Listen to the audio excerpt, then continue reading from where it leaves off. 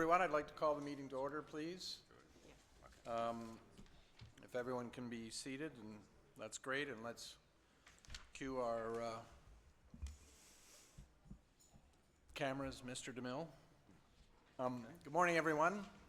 I'm Tim Murphy, Chair of the Toronto Community Housing Board of Directors. Welcome to the public session. Apologies for the slightly late start, but we had business prior to that went a little late. I want to obviously start with our land acknowledgement that we're on the traditional territory of many nations, the Mississauga of the Credit, the Anishinaabe, the Chippewa, the Haudenosaunee, the Wendat, and many diverse First Nations, Inuit and Métis, and acknowledge that we're covered by Treaty 13 of the Mississaugas of the Credit. I do also want to acknowledge that our board meeting is happening during Black History Month, which is a time to celebrate all the ways that Black Canadians contributed to Canada's history, medicine, art, public service, economic development, and culture, and also a time to reflect on the barriers that Black Canadians face and continue to face. For the past several years, TCHC has celebrated Black History Month through an event organized by our employee network, the Black Staff Caucus, and this year's celebration will take place next Friday. Our support of the event and of employee networks like the Black Staff Caucus reflects TCHC's commitment to building a more inclusive workplace that embraces diversity and where all employees feel included, valued, and respected. As is the case in our normal practice, the meeting is being live streamed on our YouTube channel right after Justin Bieber. It's also being recorded, so those unable to attend can follow us online to view the meeting at a later date if they can't get to sleep. There are no decisions to report out of our meeting, in-camera meeting this morning. For the public session, the three committees met and will be reporting through their chairs, Linda Jackson, Adele, and Brian of the respective committees. I'll leave them to talk to the issues that they will be talking to once we come to it.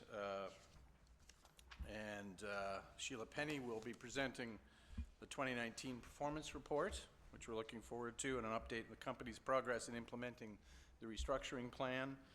And our General Counsel, Deramar, will present the 2020 board work plan and a brief update on board meeting reconfiguration.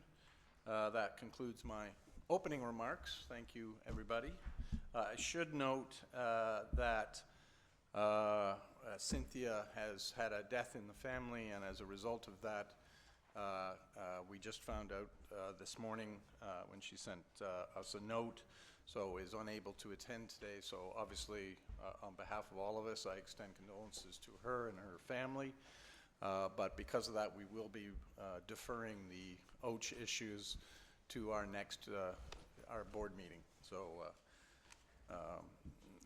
apologies to those who came for that purpose, but it's something could not be helped. And yeah. The annual report. Correct. Correct. Correct.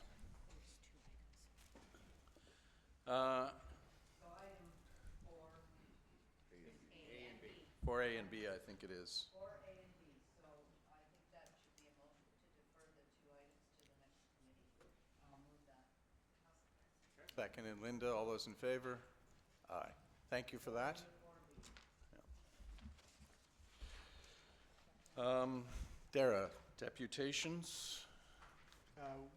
We don't have any deputations until we get to item 5A. Okay, great, thank you.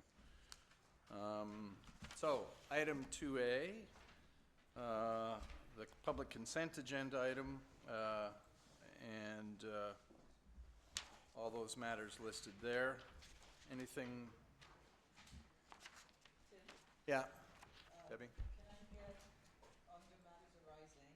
I'm not sure if I should hold it or number 4. 3, it's not consent.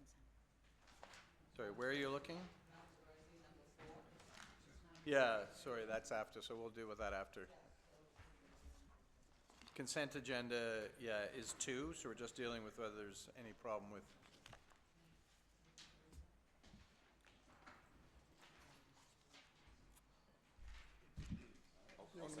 Okay. Yeah, yeah, okay. So who motioned All right, that? any? Yeah, that's okay. All right. What do I need now? Who seconded? Nick. Nick and Brian. Brian. Approved? Approved. Declaration of conflict, oh, sorry, Anna. Declaration of conflict of interest? No, seeing none. Excellent. What? Which? Our practice is to confirm the agenda, and then having confirmed the agenda, to ask members to identify any conflicts of interest that they have in relation to the matters the on the agenda agenda as once approved. confirmed.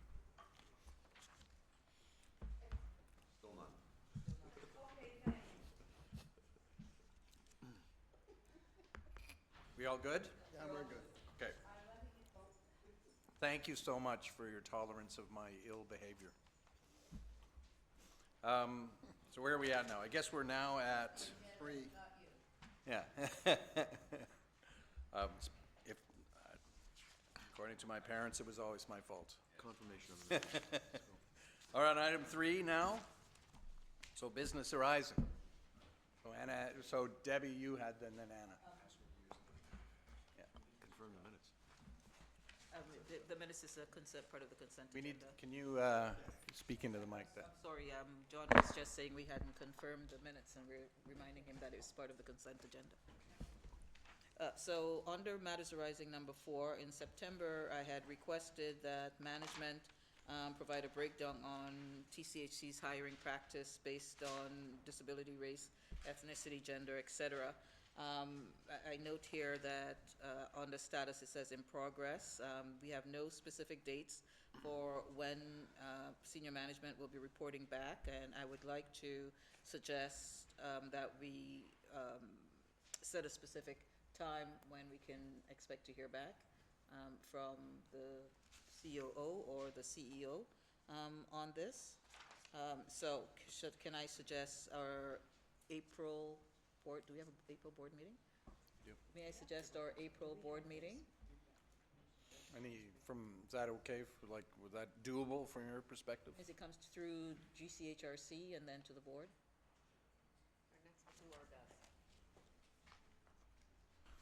Tim, why are you smiling? No, I'm just waiting to hear whether that timing is of any concern.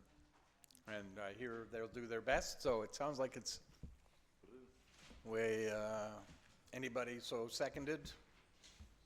Brian, approved? Thank Good. you. So we'd like to hear back on that from at our April 27th board meeting. And through GC. I think Anna, I had next, and then Paula. Okay, I have a similar request, which is the arrears reports that were requested, I guess, in July of 2019. So we had requested to have a breakdown of the kind of arrears that we have and strategies to get that done. We still don't have a date. I would like to have a date. I note that this is an issue that has been getting worse, not better, and I would like to get a commitment from staff and a date. Otherwise, I will move a motion and. We'll bring it to the next board meeting. April? April? April? Okay, Paula?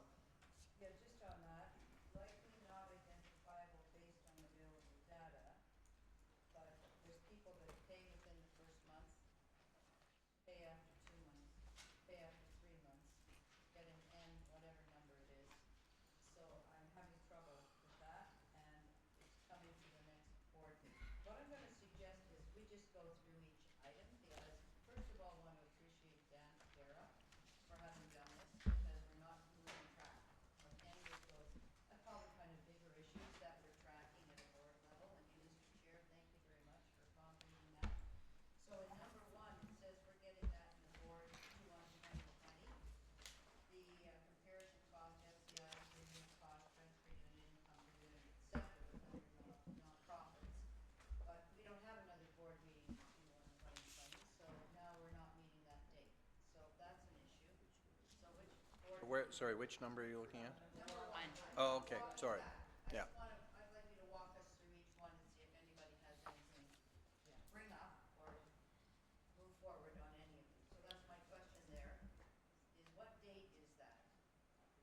It'd have to be April. So that's not Q1 2020. So is that the April board meeting? That's what I'm just, so it's April board meeting? Okay. That's an amendment. Move that amendment, Mr. I don't Chair. think it needs to be moved. It's just a report to the board, yeah. Number 2, we have that says it's coming to the board. Marked units for rented, the number rented 2018 to Q3. Have we got that here today? This in number 2, the report back on rented. So, we did report on this matter at Tenant Services in February, February 3rd, 2020. That report that went to Tenant Services isn't on our agenda today, but the high-level data is in the 2019 performance report today. And if there's more information required, we can provide it. Just raises another question. Are we not having any items from committees here? Oh, we do. So matters that are, This is on the board's agenda here. It says it's coming to the board, that's all.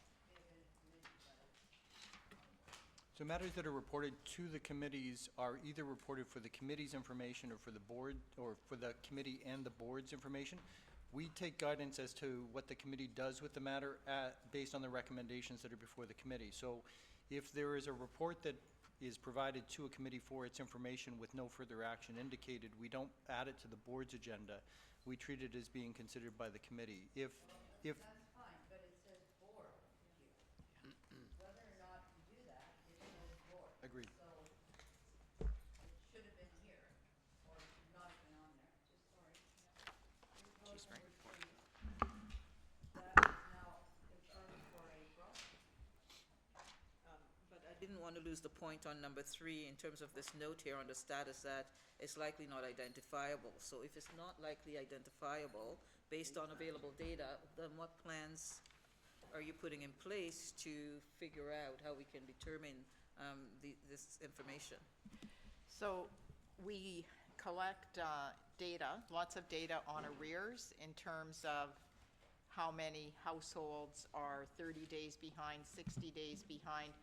What is hard for us to understand with our current system is what are the facts behind that data. So 100 households are 30 days behind.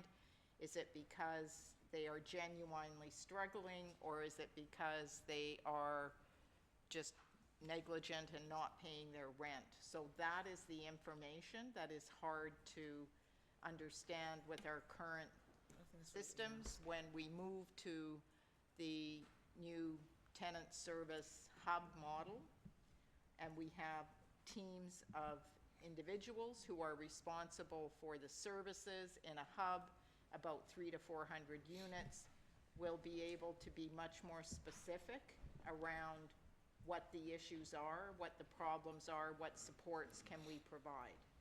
So right now, we don't have a way to discern what the breakdown of need is within a bucket of tenants that are in arrears.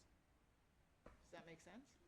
Yeah, I think that was my motion, Yeah. but Yeah. really, it's how many are at 30, how many are at 60, just how the many aged- are at age 90. receivables report, and right? we That can see the information, drop-off, we have. Then you know somebody was struggling to pay the rent, but they've paid it. Yeah. Yep. And then somewhere along the line, someone and staff can go in and see, pick out 50 of those tenants and And do see a if deep that's dive. every month That's right. that's happening, or that's a Yeah. one-off. I think that's really That's what we're trying to the get at. request, Yeah. not everybody. Just pick a small, so we have a template even before we get to the hub. So that's really what that is about. So I think that could easily come to April, if it's that, Yeah. if that's what we would expect in that way. Yeah. Right? We can do that. Okay. Fantastic. Thank you very much. Does it also include anyone who has left and with arrears? And at some point, I presume we probably write that off. So is that We, included in the information so that we know there's a certain amount written off every year because We're not gonna be after one. they're We- we have that data. Maybe it makes sense just to present the age receivables report and have a discussion around it at that time with the Yeah, information. I think that's That's right, probably, I agree, Yeah. Nick. Let's yeah, just do that. that makes sense. I think to get to college, Somebody just joined the call? we should kind of do a deep dive in. We'll get your report. And then we'll have this figure out conversation. some of these figures. Yeah, Anything else, Paula, or you, that's fine. anybody else? Okay. Thank you. So I need, so, Sorry, I'm on number 5. oh, you're That's still going, true. okay, sorry. You know me, I'm just keep going. This was the number of units that are treated as part of the pest control program. There was a request to, and that came, maybe that's coming back to the Today? committee, but we're looking at buildings where there's just repeats, and how many times there's a repeat for a particular unit, not the name of the unit, but Yeah. frequency.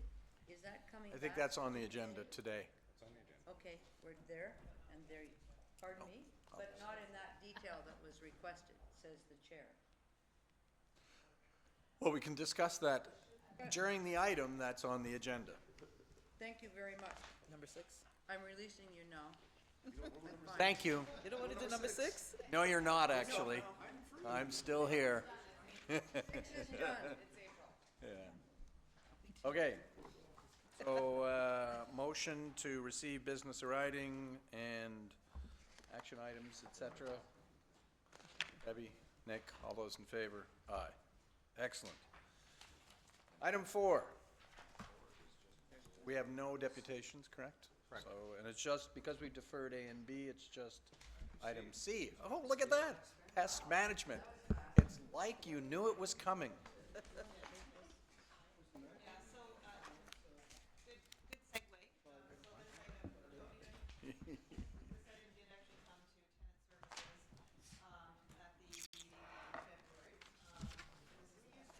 You gotta turn the mic on, sorry. Sorry, guys.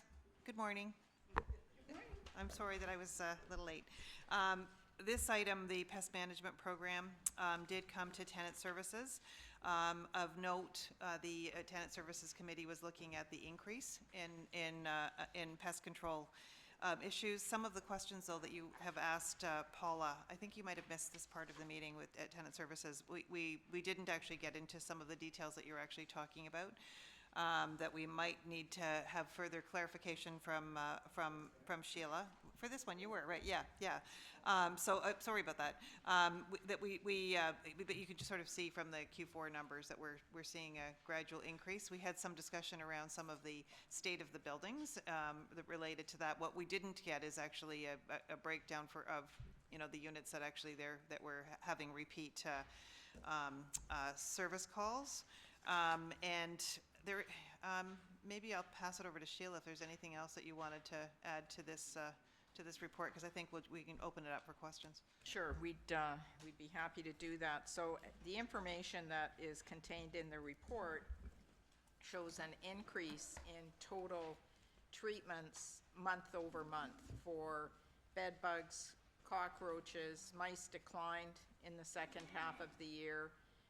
We went from 17,700 treatments in Q1 to 21,752 treatments by Pest, as is recorded on page 2 of 4. On page 3 of 4, we broke down those pest control activities by unit type. And again, you see quite a dramatic increase in the number of treatments. And what that means is that we are being much more aggressive in treating pests across the portfolio. It is a real and significant problem for our tenants that we need to get on top of. We've developed a high needs program, so where we have significant issues in a building, multiple units impacted, high incidence of clutter, we will do a deep dive into that building and clear pests unit by unit. We addressed 13 buildings in 2018, 16 buildings in 2019. So that is a piece of the increase. We have also conducted 40 education sessions on unit conditions and pests, which also leads to increased service requests. We have a higher standard, 3 treatments for bed bug control, which exceeds the industry standard of 2 treatments. We've instituted that. Again, that brings the number of treatments up. More rodent control treatments, and at the request of tenants who have sensitivities to pesticides, we have applied specialized treatments such as steam and heat that require multiple applications compared to pests. We are very fortunate in our system to have Richard Groach as our tenant resolution officer. He has deep experience in working with our complex tenancies, managing pests, and has a wealth of data. So I would invite Richard to come to the mic, and Richard can provide more data on the floor of the board meeting, and if we're not able to answer the questions that directors have today, we will provide it. I should also mention that working with the city over 2019, we were able to secure roughly $700,000 of additional support and funding, where we have households, 425 in 2019, that needed additional support, decluttering, prep, furniture replacement, extreme cleaning. So with that, we'll open the floor for questions. Yeah, and coming, by the way. I was just going to say, at the last meeting, actually, one of our tenants who was actually in the audience did actually congratulate Richard for the work that he has done, that they actually have seen some investment in this area in terms of actually trying to follow through. Tenant Services also did actually see this as an area that we should actually have a report on every meeting. So I would suggest that just as much data as we have, I think your verbal report was good, Sheila, but the more data that we have, that we just stay on top of this to sort of see what's happening. Are we actually seeing an increase in the numbers, and that's why we actually have an increase in the service calls, or are we seeing a decrease in actually numbers, and we're actually making an impact in terms of this piece? But maybe open it up to the board who weren't at that meeting. So I have Nick and then Anna. Thank you for the report. It's certainly a little bit disturbing seeing 56,000 phone calls in a year on pest control, and obviously the numbers rising through the year. And I guess my core question, which is an open question, so not necessarily looking for a definitive answer, but is it because we're identifying and addressing more instances, or is it the number of instances are increasing in the buildings? Because in one case, that's a good news story of we're being more diligent. In the other case, we have a real increasing issue. And I don't know if there's a definitive answer today, but I'd want to sort of get a better understanding of that as we go through. Because that, as a board level, I think we need to understand, are we uncovering issues that are already existing, or is the actual issue growing from a systematic perspective? And I think that is an excellent question, and I would like to take that away, and we'll report back on that at the next Tenant Services Committee, and then that information will come to board, because really that's what it's about, right? Yeah. Yeah. So I think to Linda's suggestion, so I do think the proper channel is to tenant services, but let's make it a standing part of the chair's report to the board, pest control, so that we get it. If that's, is that acceptable to people? Okay. Makes total sense. I had Anna actually, sorry, and then you, Paul. Sorry, yep. So our environmental health unit, what support services do they provide to the tenants? So the environmental health unit is a team of 14 licensed Class 2 exterminators. Some of them are board-certified public health inspectors, and all are environmental inspectors. So they can inspect things like asbestos, air quality, water quality, or any other environmental issues, some of which carry the same provincial offenses capacity as a public health inspector. Their role is to follow up and investigate any cases of unit condition issues that could impact the broader community. That includes executing our responsibilities under our pest control contracts. So They'll So- support a tenant, or they'll initiate vendor compliance. So who supports the tenant? I know here you talk about decluttering, furniture replacement, so who is in charge of supporting the tenant on these issues? Is it the community services coordinator that does that work? So there would be two tiers to that. The environmental health inspector is responsible to managing the unit conditions and minimizing the impact it has on the broader community or for the tenant. And then around the long-term support components for the individual, for sustainability, the CSC or the community service coordinator would provide some of the linkages to the long-term supports. Okay, so I think what I would like to see as well is how do we start identifying individuals that have an issue? Like, if you start going back every 3-4 times, that tenant needs a little bit more support. So how do we start doing the preventive side of these issues, like supporting the tenant, going on a regular basis, the education component, so that, on a regular basis, so if, as you're doing a deep dive and analyzing if this is an issue that is growing or we're getting more, can we also start looking into how can we start working also on the preventive side and support services for the tenants, so that, we don't just, yeah. So The committee could do that We'll work. report back on that, but just a piece of information, in the 2020 budget, there were 5 additional resources approved to do exactly that, to stop tenants from, or to give support to tenants who have the potential of rebounding.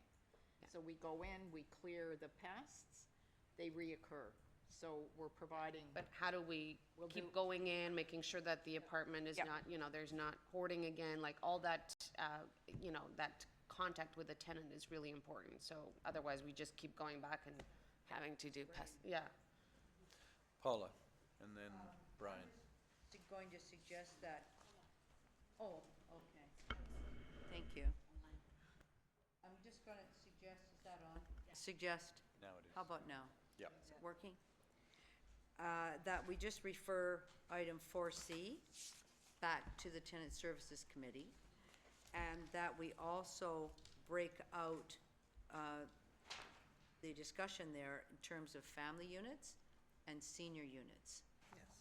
So we're looking at that new configuration in that way. So that's my motion, refer back and then include the reporting by seniors, 83 seniors units versus the family units.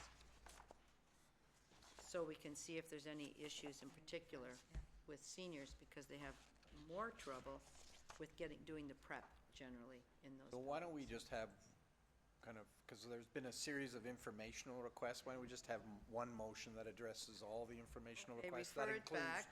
That includes your Report family to versus seniors. Take into account and report back with all of the information. Preventative requests. versus, Yep. the question Nick posed. I think we'll just put it all in one, so that the tenant service can then pay attention, then That's it right. reports back to That's us. great, thank you. Brian? Whether this, as well as the arrears question, whether we can identify those that need supportive housing, so that, because it seems to me that there's those that we can address these issues, and they're dealt with and they're done, but then there's obviously people who need more support. And if we could get some idea in these categories, what amount might require ongoing supportive housing, so we can have some understanding of additional resources that might need to be inputted in order to avoid, the repetition of having this. And it may the numbers that we get, it may clarify, the different areas that, so if, I don't know how difficult it would be, but whether we could get a bit of an understanding of are those that might require more supports, opposed to, they're one-off, you move in, you work with the tenant, it's resolved, and hopefully life proceeds. So we might know that there may be more resources that are required in certain circumstances. Sorry, Mr. Chair, that's why I said let's have family and seniors separated, because there are additional supports around seniors and the hubs that should be able to dig into some of this. And I agree with you on the supportive side for the family units. Well, and also singles, because there are many singles that Yeah, might, but they're considered family units. Seniors are 83 buildings on their own in our new seniors unit. Yeah, okay, so I think we understand the. I know, I Yeah. understand. Anybody else? Yeah.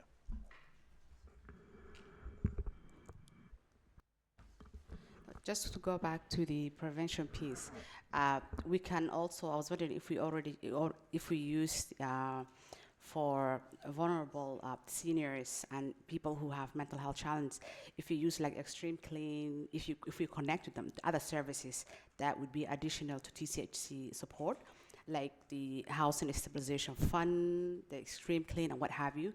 So those could be part of the prevention instead intervention after the fact, just to make sure people are not repeating and keep doing the same thing. Okay, so, Paula. I'm sorry. It's becoming clear to me that we just don't have a working understanding of the new seniors unit here at this board.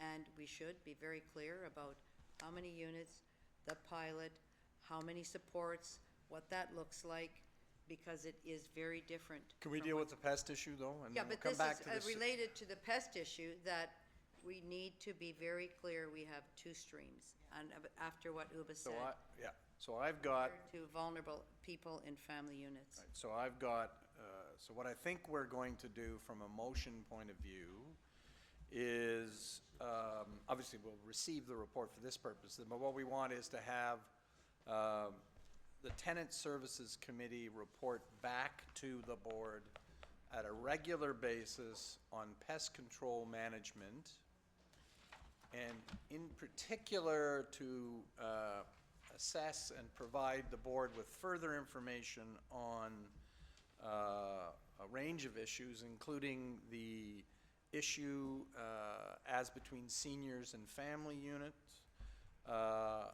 the nature of the problem. In other words, do we have an increasing problem, or or are we just taking more effort at a existing size problem? Identifying what supports are available for units, buildings, or whatever that may have repeat problems that can be of assistance, and then to assess resource allocation both within the existing allocated resources, but also whether additional resources should be allocated. Anything else I've missed? Yes. What's that? Prevention versus treatment. Yeah, we said I got prevention in there. I think it's great. Yeah, okay. Second, mover, Nick. Seconder, Linda. Oh, Adele, sorry, go. It's Amanda. Oh, it's Amanda. Oh, sorry. Go ahead. So in regards to the prevention piece, I just wanted to add that, in particular my building, for instance, and other buildings that have food bank services, I know that pests have been a problem due to the lack of inadequate storage spaces for some of the food that we provide at the food bank, and due to hoarding of some of the food in people's units with the food bank services that are provided in some of the buildings. That might be something to look into. Okay, so we'll add that to the list. Okay, so is that okay? Nick and Linda is an additional, okay? All those in favor? Thank you, everybody. So that was the motion to receive, oh, was somebody else? Or was that just an enthusiastic aye? Yeah, okay, thank you. As I said, we're deferring the rest of 4. Mr. CEO. Just, I want to pick up on Paula's question, or Paula's comment, in terms of the understanding of the seniors portfolio and the integrated service model. I think we've, discussed this at this board, but what we will do is we will have it as a scheduled item for discussion at the April board meeting. I think that we'll bring that forward, and that will bring everybody on the board up to speed on that. That's correct. I just think what we don't have is a working, you're just starting at that point. People think it's same old, and it's definitely. Yeah, no, and I think it'd be valuable. Thank you very much. Yep. Okay. All right. So BIFAC. So Adele, are you able to? Yeah. Well, I have deputations, but why don't we have you speak to the report and then we'll do, or do we do deputation for, I can't remember anymore. Why don't you have you speak first and then we'll do a deputation. So go ahead, Adele, thank you.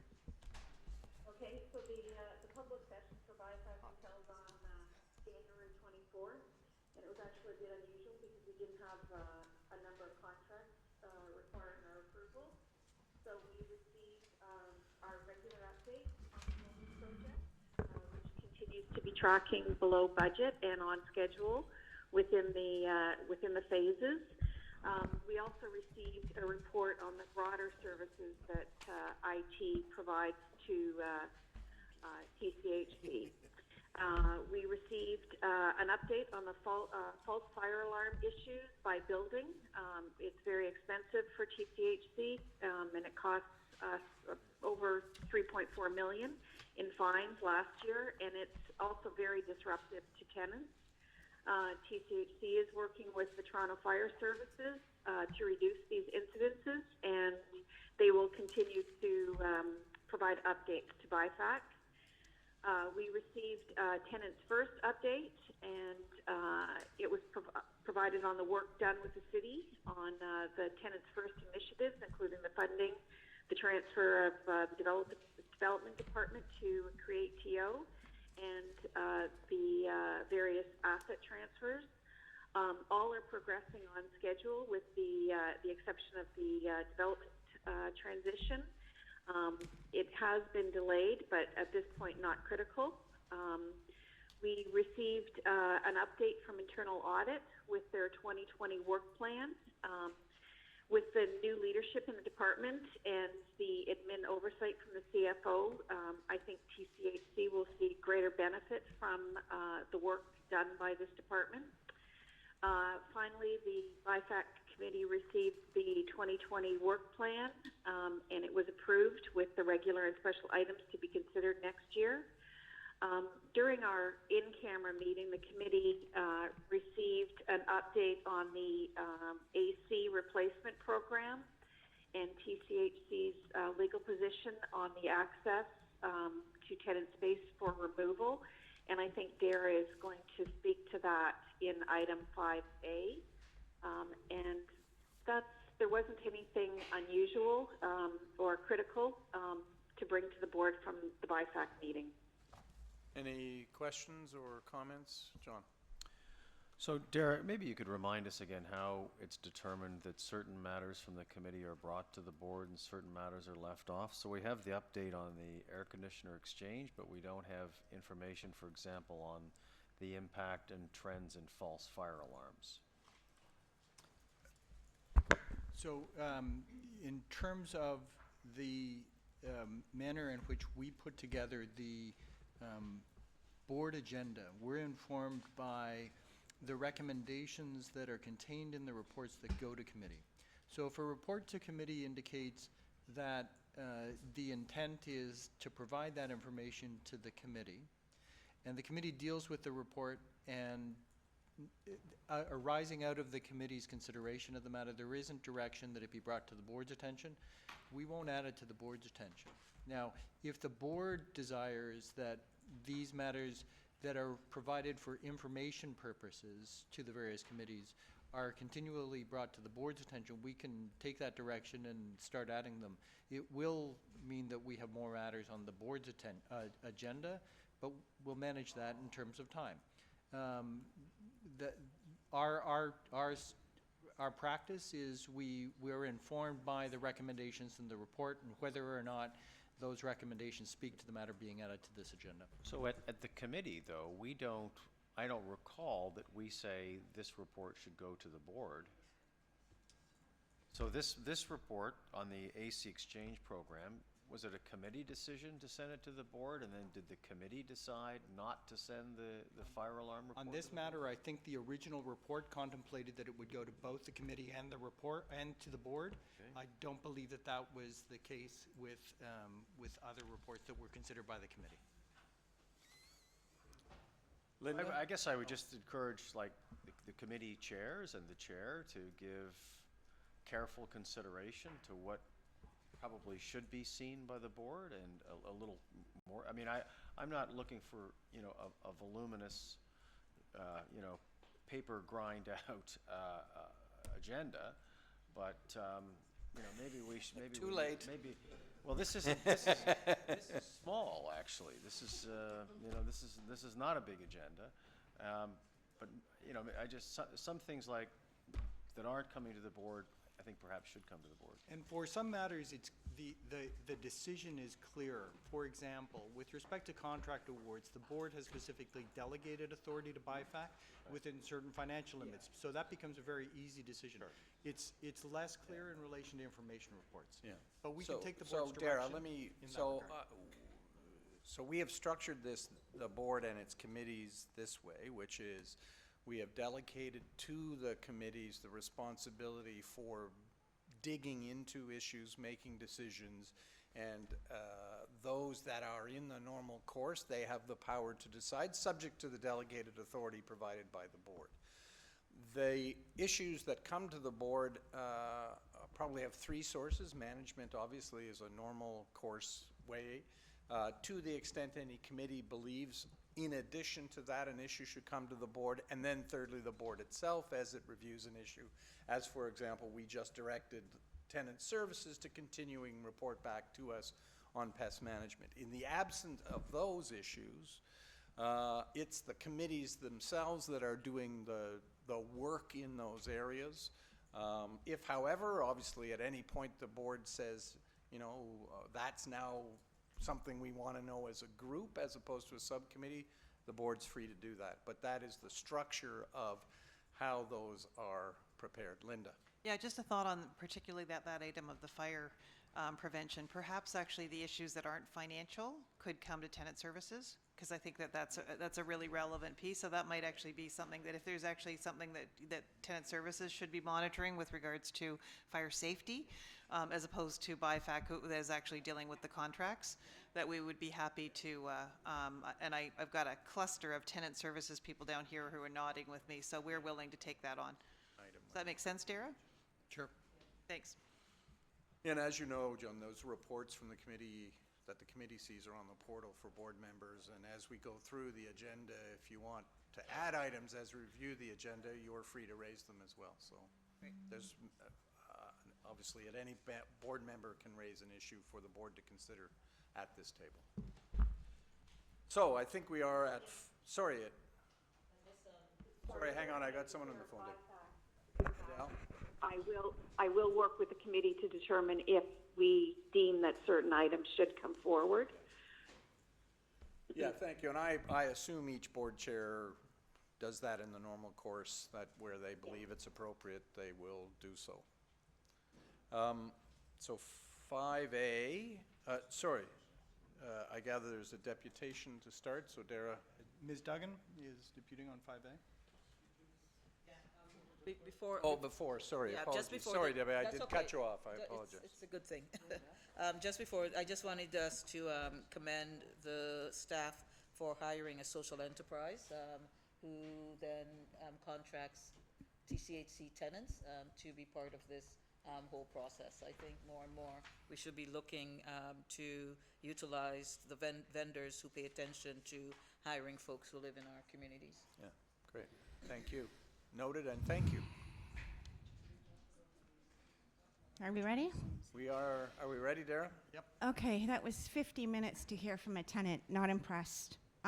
Okay, so item 5A, AC Exchange Program Update. I have a few questions.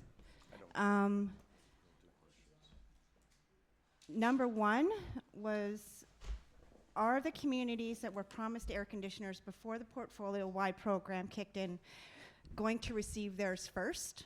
My building was promised air conditioners as part of an exchange program for the last cooling season because my building will be getting new windows that wouldn't accommodate people's current air conditioners, and they weren't delivered last season. Have you thought of partnering with or mentioning the option to tenants of ODSP covering the cost of air conditioners, because they'll cover it for people with asthma or other breathing issues. And our rec room, which Sheila's been in, was designed as a cooling center. Last year, there was no staffing available to keep it open on those extreme heat days. Now that we have these community hubs with extra staffing, are they going to be able to keep it open during those heat alert days? Is there a way that you could hook up a central air to the current ventilation system? Would this not be a cost-effective solution in buildings over a certain number of units? And finally, what are the preventative measures that will be put in place to prevent current and future tenants from installing air conditioners in their units? Will there be an addition to the lease agreement? And another thing, I think you could be promoting this as well as a security issue, because it's like, honestly, people lock their front doors, but if you've got an air conditioner in your living room window, you basically got an open window. So it's, you know, those, you need to consider that as well. So I would like to see a more holistic approach to this program, because I don't see it yet. Thank you. Sorry, hang on, any questions or comments for Deputant? Yeah, Paula? No, I just, I think that Deputant's upset that she had to wait. I'm going to remind her of the board policy and how it works, and the chair made a fulsome report, and we had questions, and then it's time for deputations. So I think that's the way it works. I'm sorry you feel like that, but that's the system. Thank you. Thank you. It is. Thank you for being here and giving us that info. Appreciate it. Okay, that's it for that point. Okay, so who is, I have a question based on that, not of the deputant, but of staff. yeah, so I'm wondering, is anyone speaking to it, and then we'll Yeah. go to you, so, yeah. Speaking? Okay. So I guess we're going straight to you. Well, the deputant raised a very interesting question as to whether or not people that are on ODSP are having their air conditioners already paid for, and if we know that, or if that's been a discussion in order to make that go quicker. That's number one. And also in her written deputation, she talks about the cooling center that was set up, and if there's, what's going to happen now. There wasn't staffing for it last year. If there's air conditioners in everybody's units, if that's the plan, would there still be a cooling center? And there's some other, in the written deputation, I don't know about hooking things up to current ventilation systems. Sheila would be able to, I think that's a little harder, because I've asked for that before. Yeah. Apparently not able to do that. So could you just address some of those issues that were raised and also that are on the written deputation? Thank you. Sure. Let me address the first one as it relates to the cost of air conditioners, and just, you know, restate again. We are exchanging the air conditioners, so there is not a cost to the tenants for air conditioners. We are replacing them, so whether you're on ODSP or any other factor, there's not a cost to you from it. We have made the purchase of the air conditioners, and we are swapping those air conditioners out. I think as it relates, just in general sense, we'd need to understand the specifics of the deputy's building and why that cooling unit wasn't. But I would suggest to you that one of the expectations that we would have is that with the hub staff in place, that those sorts of things that haven't happened would happen in the future. And so we would, yeah, and so I want to make, you know, Sheila and I will talk about how we make sure that heat alert days, that we have, you know, process in place for heat alert days where we have cooling centers in a building, that we have those working, because obviously if we don't, kind of defeats the purpose of having a cooling center in the building. And I think just on the, and I'll let Sheila add on this, in the broader context of taking a building that was not designed for central air and turning it into a central air building is probably a non-trivial task, and outside of the capital spend that we've got, you know, it's probably extremely significant, because it's not only the air conditioning pieces of it as well, but it's the additional, you know, there could be additional duct working and all that sort of stuff that would, even where you have a ducted building, and many of our buildings are hot water heat, but even where you do have a duct, you know, a duct flow building, The design of that would have been for heat as opposed to cooling. And so there could be modifications that would be required. So it could be a very significant expense, but we can take a look at it and give you at least a high level on that piece when we come back.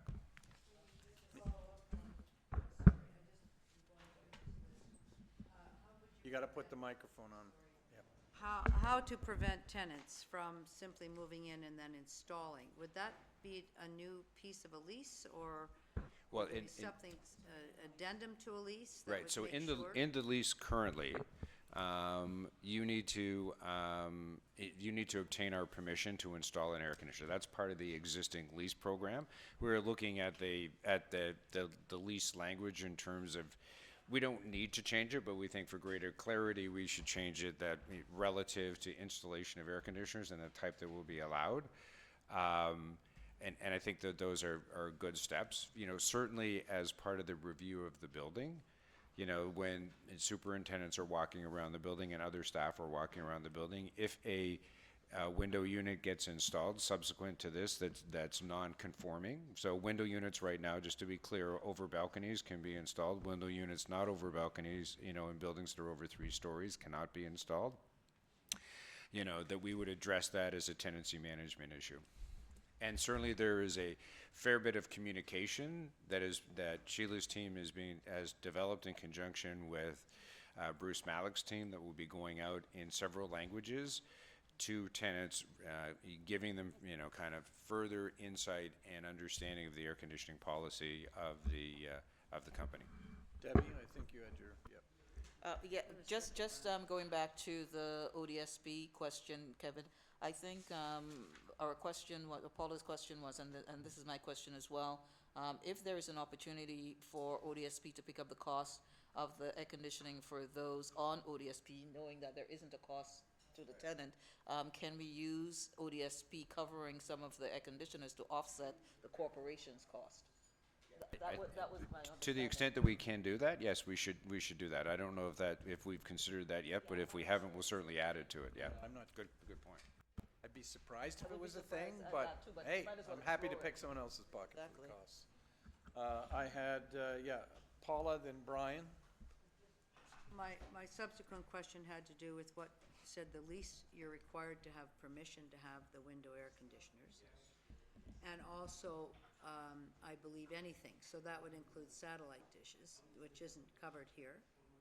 So are we assuming that all of the, Hello? Please. I'm good. Thanks.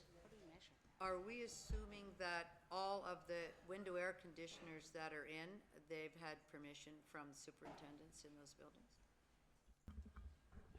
And as I've mentioned, one of the things that we've identified as Sheila and I have been looking at things is there's been inconsistent practice of things in the past. So in all, you know, good faith, I couldn't tell you that with 100% assurance that all of them have been approved. The same with the satellite dishes, that I'd like to understand, maybe that's separate, and I'll ask for that when we're finished to have something on that, thanks. Brian?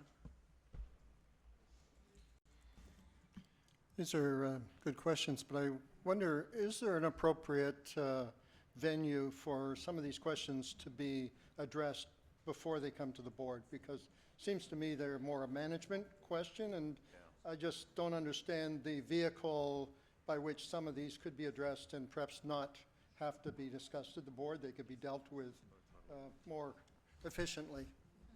Yes, if only we had a committee that could deal with that. Sorry, yeah, so Is there a management way to deal with this, Kevin? I mean, the short answer is yes. People can always ask us questions, and we'll answer the No question. specific form at this point. Well, I mean, maybe when you have the new, I think when you know, there's lots of ways that people can get information. I think as we migrate and you know, get the staff in place for the hubs, and as we have the tenant elections completed, and so you have tenant reps, that are there. That's another communication vehicle that is lacking right now, and so I think you're at a point where some of the information flows that would typically happen aren't robust as they need to be. And I'm also wondering, in terms of the deputation policy that's in front of governance, that's another place that this could be answered, because, for example, if we said, this was submitted 24 hours in advance, it may actually be able to be addressed with specific answers by management in advance of the board meeting, so that the deputant could have those and available to them. Sorry, I think John, yeah. What happens to 6,800 air conditioners? We're recycling them. What does that mean? There's a program to take the unit and break it down into its component parts and recycle the materials. So that goes to a company that specializes in that, or how does that, who's? I don't have that detail. I'd have to report back, but we are recycling. I mean, these were 6,800, working air conditioners. Is there an opportunity to donate them or sell them, or? There's going to be liability issues there. Well, they're only air conditioners. Yeah. Well, hang on a sec. Think about that for a sec. Well, they were, all right, listen, I mean, somebody out there is manufacturing window air conditioners, right? So these are 6,800 working air conditioners, and people still sell, window air conditioners are still being sold, presumably. So I don't know if there's any market for it or a donation to, Yeah, I know. He can't help himself. yeah, that's kind of what I was thinking, rather than just destruction of, that's a lot of air conditioners. So anyway, see, it was just a question. If they're going to be torn apart and discarded, then so be it. I think we discussed that issue at the last board meeting around this, and you gave the answer at that point, right? This recycle, I don't know where we're at in the process, but. Any other comments, concerns? I need a motion or just to receive? Are we good? Motion to receive. Motion to receive the report. Nick, Brian, all those in favor? Aye. Thank you. We're on to governance. Well, So we have deputation specific. number of items, I'm Yeah. not sure, do we have deputation? Yeah, but on specific items, so we'll go to your report first. Well, I'd just like to move on right Straight to A? to A. Okay, so we have a deputation on A. Do we? Yes, Ishmael Afra. Hello.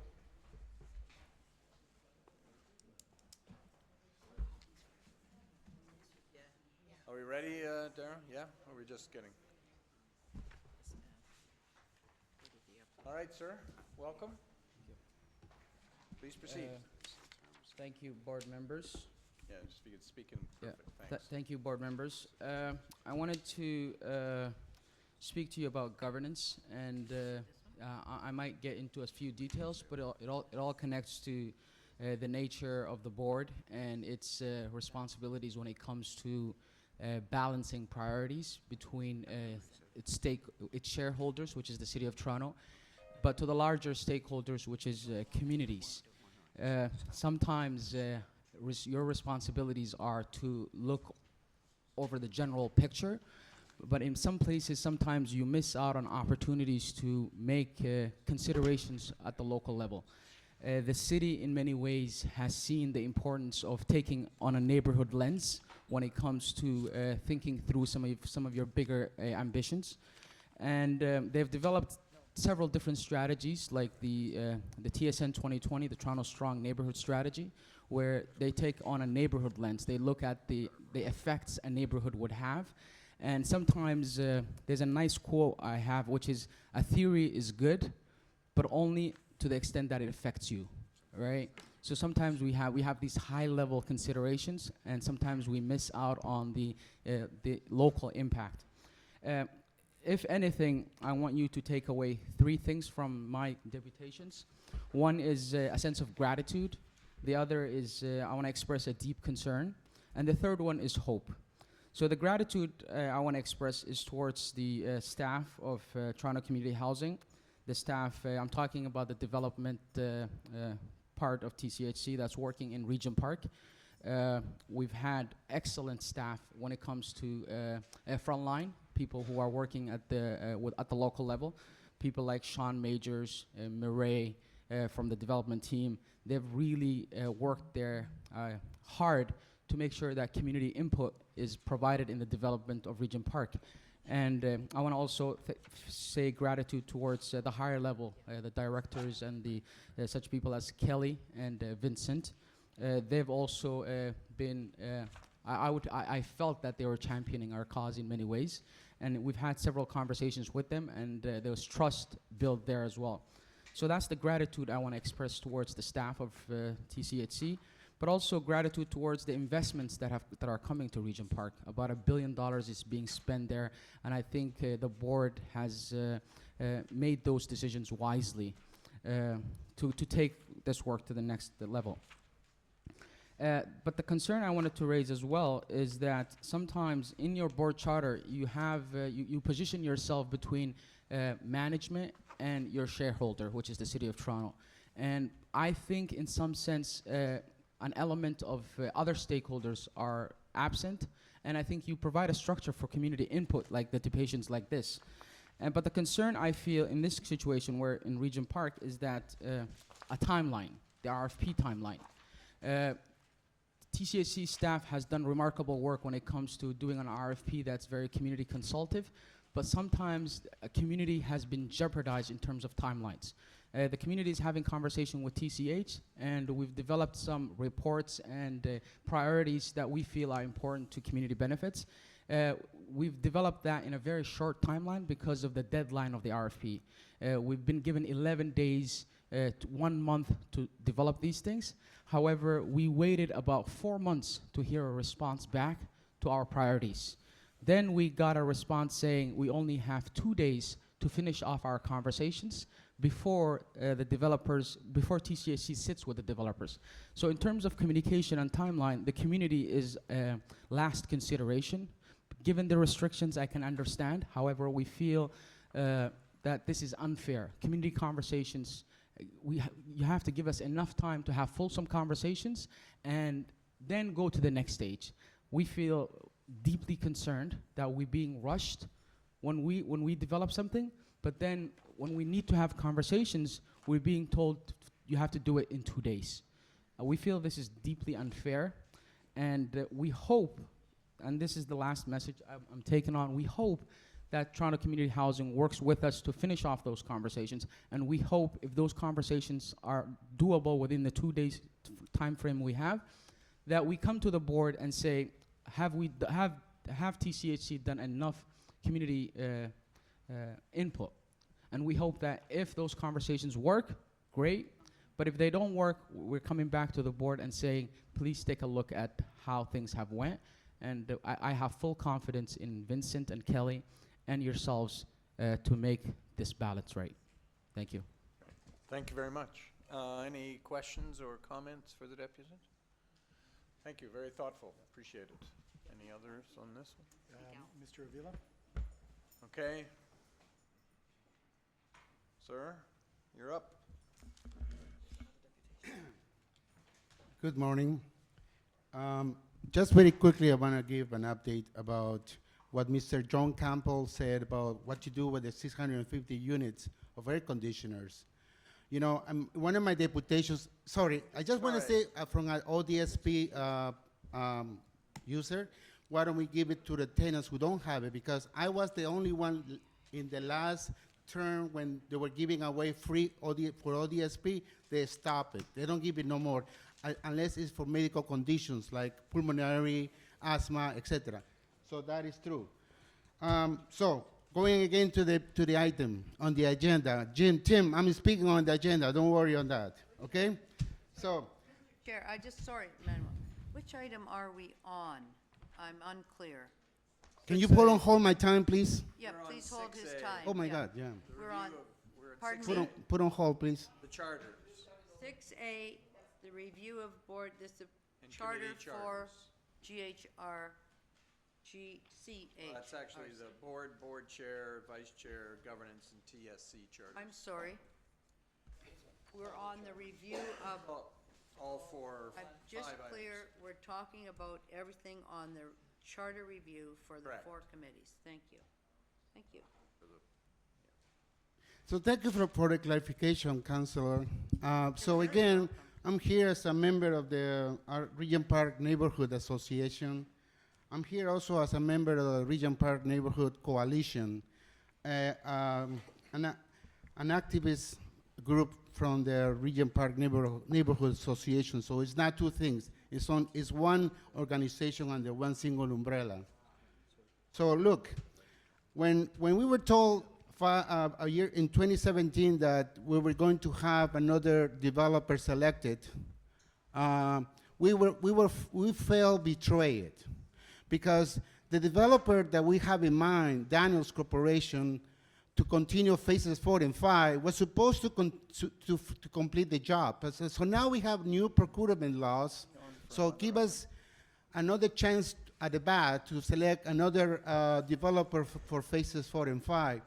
So the element of concern that my brother has raised, Brother Ishmael, is true. Our community are pushed to the limit. I'm losing sleep. So we have 2 hang meetings on- no, but scheduled today. But hang on a sec. You're not addressing any of the. I had two meetings today. I'm stressed out to the limit. Yeah, And but they hang on a sec, expect but us you're to on come back for- and negotiate a deal. But you're not in, on the in 2 topic, days sir. is beyond my understanding. You're not on the topic. So that's Of the charter of these committees, and I know you're on for 2 other matters that may be more specific to the concerns you have. So do you have something specific to the charters of the board chair, the vice chair, or the committees? as I was saying, we only had 2 days to complete this No, agreement. sorry, we sorry, don't but have the that- time. no, but So that's we're not- going to ask sorry. an extension before you meet No. the developers No. Can on you please? Monday, February the 24th. Thank you very much. Thank you. Is that it for that? Okay. So now we can turn to the discussion of item 6A. People had a chance to review the various charters. Any comments, concerns? I know, Brian, do you want to speak to it from the committee's perspective? I mean, from the Governance, Communications, and Human Resources Committee, basically we looked at that, but we left up any changes that any of the other committees might want to make or change to them. Obviously, we weren't going to make changes in other committees, so I think they've had input. I'm not 100% sure on that, but I think there was input. So I would just think that was basically all that I need to say. So to the extent that the subcommittees of the board have had the opportunity to consider their individual charters, we've brought those charters to the board today. There hasn't been meetings of all of the subcommittees of the board between the governance committee's consideration of their charters and this meeting. So we'll bring those forward once they've been considered by those committees. So you've got before you the governance committee's own charter today. You've got the board's charter. You've got the chair's mandate and the vice chair's mandate. And you've got the tenant service committee charter. All of those committees, governance and tenant services, have met and considered their own charters before today. So you can consider these charters as approved by both governance and the subject committees of the charters. So all of the charters are to flow through the governance committee to the board. Yes. So it's very helpful to know before people speak that we're only talking about 2 charters here. Government, 2 committee 2 charters. committee charters. That's all that's under discussion. That's correct. BIFAC and Services and Governance and Human Resources have submitted charters with amendments for the board to approve. There's the chair and vice chair that we're approving, and outstanding is BIFAC and investment. investment. Correct. So that would have been helpful to know at the beginning of this conversation, so we understand exactly. That's in the materials. No, I understand, but it might be in the materials, but any deputations that were on BIFAC could not have been considered, Mr. Chair. And perhaps the development is through BIFAC, so those deputations really, how that committee works is not something that we can talk about because we don't have it here. Thank you. Correct. Any comments, amendments, That was my comment. additional comments? Okay, can we get a motion then to, So move. seconded, Linda, all those in favor? Approved. You didn't do your thing. So we're Uh, 6B, I think we're at now. Attached to the back is the adjustments to the meeting schedules that the board, I think, requested at the last meeting, so. Yeah.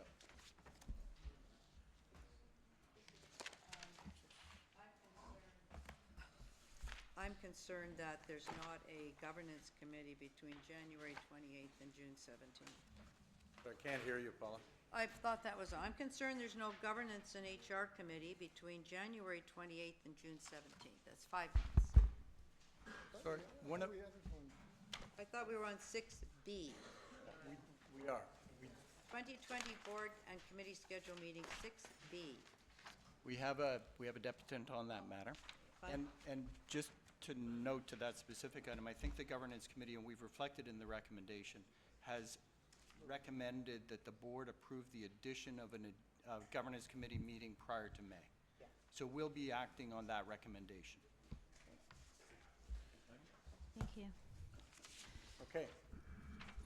Thank you. I just wanted to mention with respect to the scheduling for the board and committee meetings, there's the fact that there's been talk about, maybe making some meetings in afternoons or making them in evenings. I don't see that in the existing schedule. I'm wondering when you're going to plan on rolling out those type of changes. And number 2 was, for those of us who make it to these meetings that are tenants, I would really like to see our transportation covered and have the tenant engagement aspect similar to what you have for community meetings. Whereas if a meeting's 2 hours or longer, you're providing some type of, sandwiches or something. Maybe I'm just a little hangry, and that's why I came up here and commented about how long it took us to get up here to speak. Thank you. Thank you. Any comments or questions for the deputant? No. We have one more deputant, do we, Ismail. Ishmael? We're looking at. Okay. He just wanted to speak to one, so we're good. So, okay, thank you. Linda, I saw, yeah. The tenant services is actually looking right now at the possibility of some evening and community-based meetings, so this would need to be adjusted. And I just wanted to also check with the board members if we feel that the 5-hour allocation from 8 to 1 is workable for a board meeting. It seems it's not it's really taking a very big chunk of the day, and I just wonder if we have that much business, whether we need to be have another meeting built in there rather than going for, it's one or the other, because we drop off. A lot of people can't make it beyond, I can do half a day, but when it goes into the second half of the day, it starts getting challenging, and I also don't know whether people are productive after 5 straight hours. Point all along. This meeting's being extended though. Yeah, this is an exceptional long meeting. Yeah. Normally they just go past time. Yeah. This one's actually scheduled to be long. But, yeah. But to pick up, sorry, just to pick up Linda's point, I get it that this perhaps is a longer meeting than normal.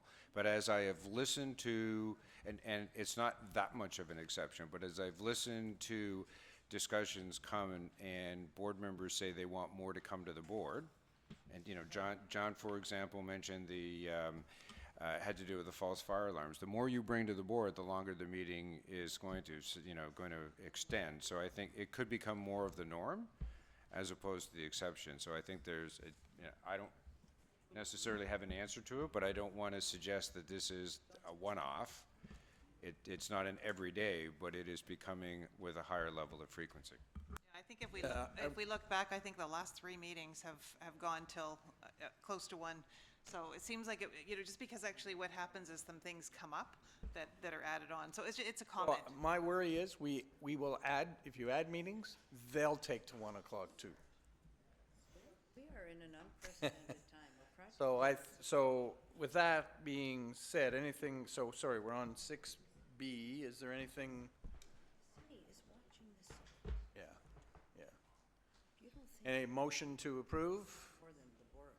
Nick, seconded by Brian. All those in favor? Approved. C, Mr. Avila?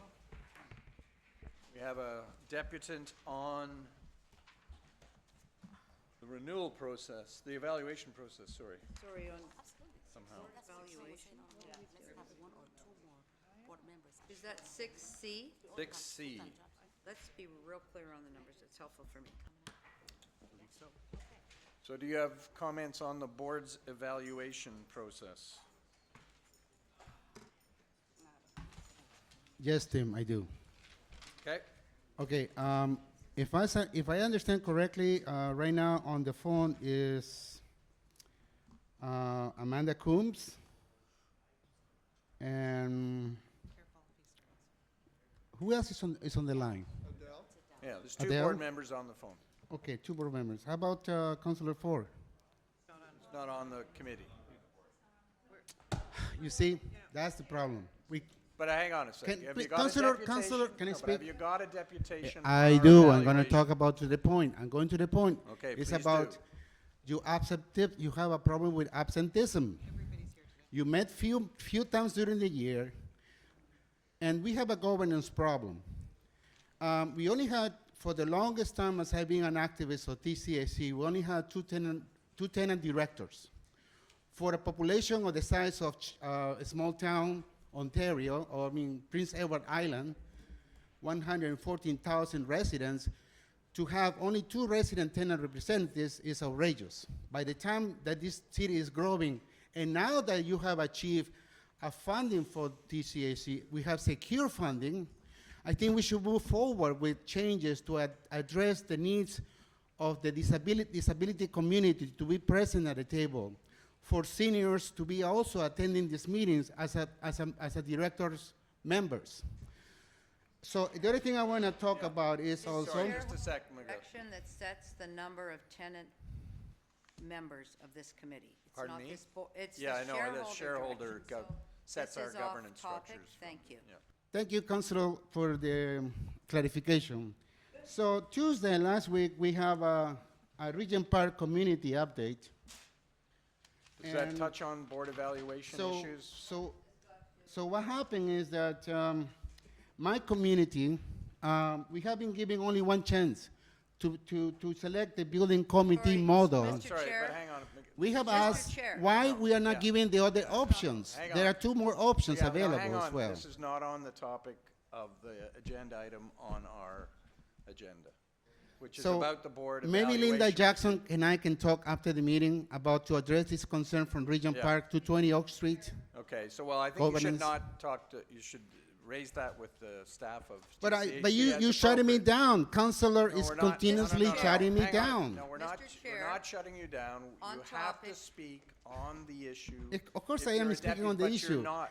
You're not, it's your I'm record sorry. of attendance to these Yeah. meetings. The record of attendance is Not a one point. thing that is really shameful. You come to this meeting, you get paid to attend, by the way. So why is the reason you not attend to the meetings? And again, the shareholders agreement, I understand that since 2009, Councilor, we should modify that. So I only have 1 minute 59 seconds. Maybe I will use it for my next deputation. How's that, Councilor? Thank you so much. Thank you. Mr. Chair, Yes, madam. I've always wanted to hear from tenants. It's a point of order. But now we've had 3 deputations not related to the item. And I'm going to ask you, part of that, you're talking about how much time. We have to have them related directly to the item and respectful. Thank you. Yes, thank you for that. Thank you for that, and I think, you know, we are considering our deputation policy. Excuse me, please. We are in our governance committee, and that is actively managing that is an important component. So thank you very much, Councillor. So I think, do we need Brian, you're going to speak to it, right? Oh, sorry. So the only comment that I would make is arising out of the governance Sorry, committee. Dara, you are. Apologies. The only comment that I wanted to bring to the board's attention is that we received a comment at governance committee in relation to the proposed board evaluation, that there were a large number of questions, and was it possible for us to go with a shorter list, reduce the number of questions that board members were asked to address through the board evaluation process. So we've given, with the report to the board today, some options. The original board evaluation used the last time the board went through this process had 80 questions. We've given the board today options that would involve a series of either 32 or 21 questions, and really we're in the board's hands as to which of the various options before it would want to use for the purpose of its current board evaluation process. John? Yes, that was my suggestion, that the number of questions, I think it was 72 or 80, it was far, far too long. So thank you, Dara, for paring it back to 32 or 21. I'll support the 32 questions. I think that's more concise, and it'll get the gist of what the board thinks of itself and in which direction it wants to move. So I'm happy to move the recommendation from attachment 2. Okay, second by Debbie. Speaking to that, Paula? I'm just going to speak to that. I agree. I think one of the things that is here, the board's mandate and responsibilities are clear.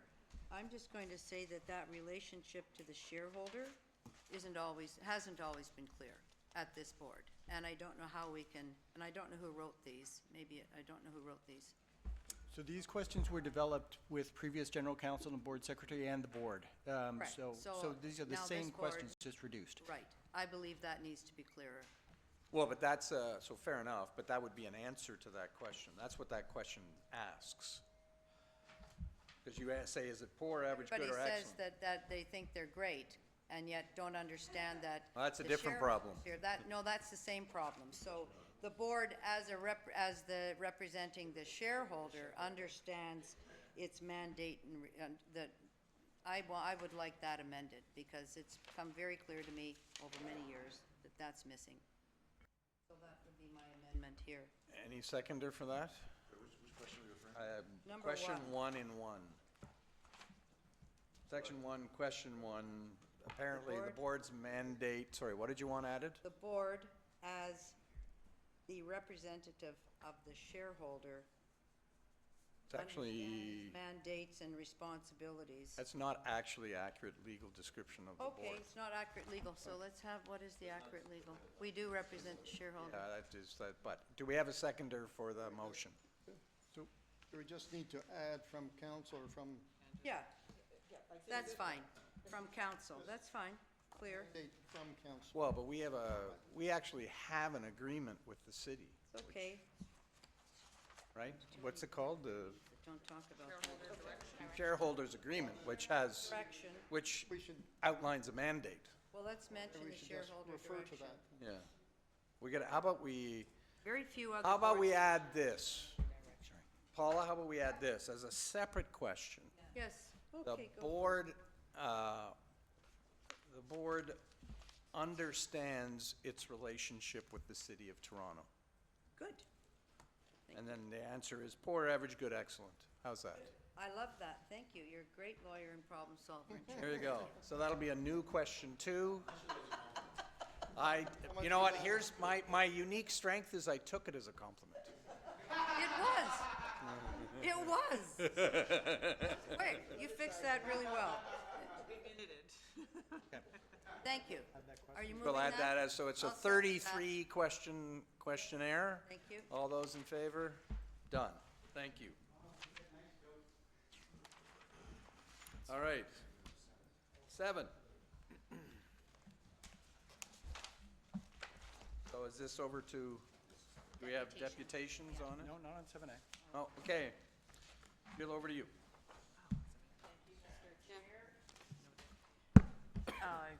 At a high level, if you refer to the attachment 1, it outlines the measures that we track.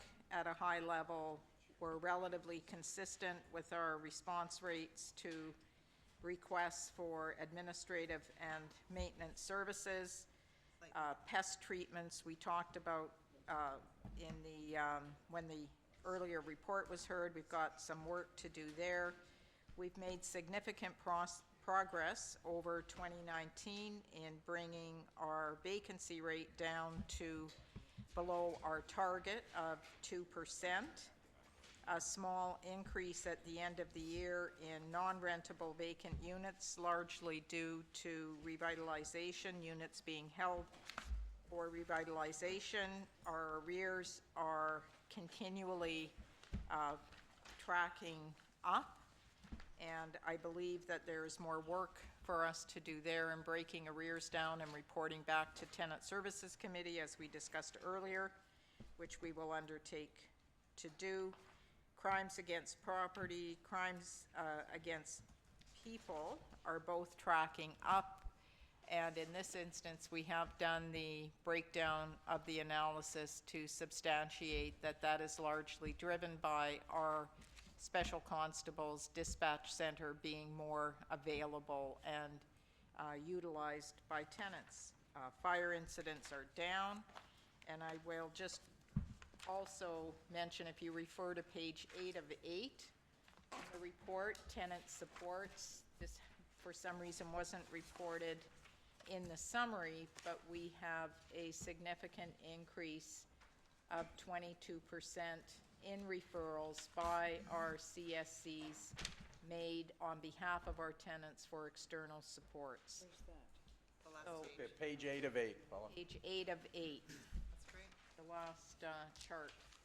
The summary wasn't provided in the summary chart in attachment 1. So can I just say, I really like this kind of one-pager report with the, and the only question I have is how often do you update the results tracking these things? Is it annually, semi-annually, monthly? Monthly. Okay.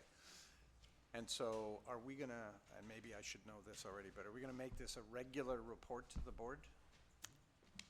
I believe it already is. Okay, I just haven't seen it before. Maybe in this format. Yeah, I think Yeah. it's this format that kind of jumps out at me, so maybe that's my fault, I apologize. But I just like this very simple, I'm the king of the one-page two if you really need it.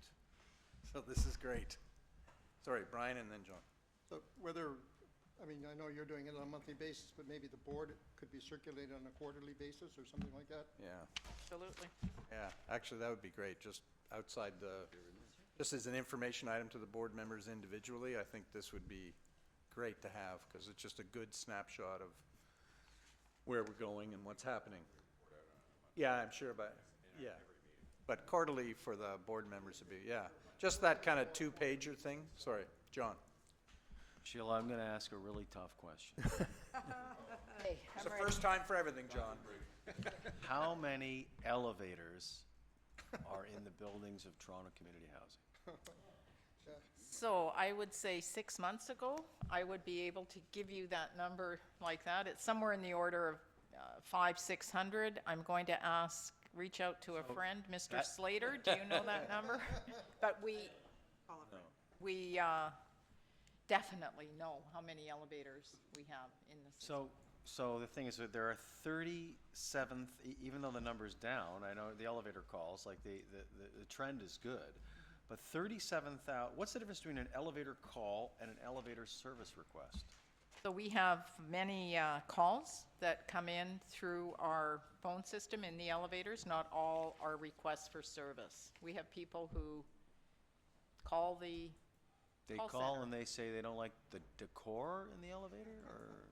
Many different reasons. Okay, so but we have 8,000 service requests, Correct. which is down, and of course, in a building, whether it's 5 stories or 8 stories or 20 stories, when the elevator's down, it's a pain in the neck, because people are standing, I've seen it, people are standing around waiting, and it's, you know, they got bags of groceries, it's a huge inconvenience.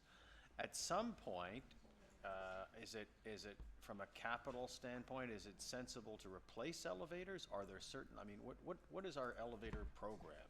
So we have a very robust elevator program. We track calls per elevator per month. Right, I see that. And when those calls, like individually per elevator, we have an elevator replacement program. Over the last 3 years, we've replaced 140 Okay. in the system, and we monitor service requests and tie that to the capital program.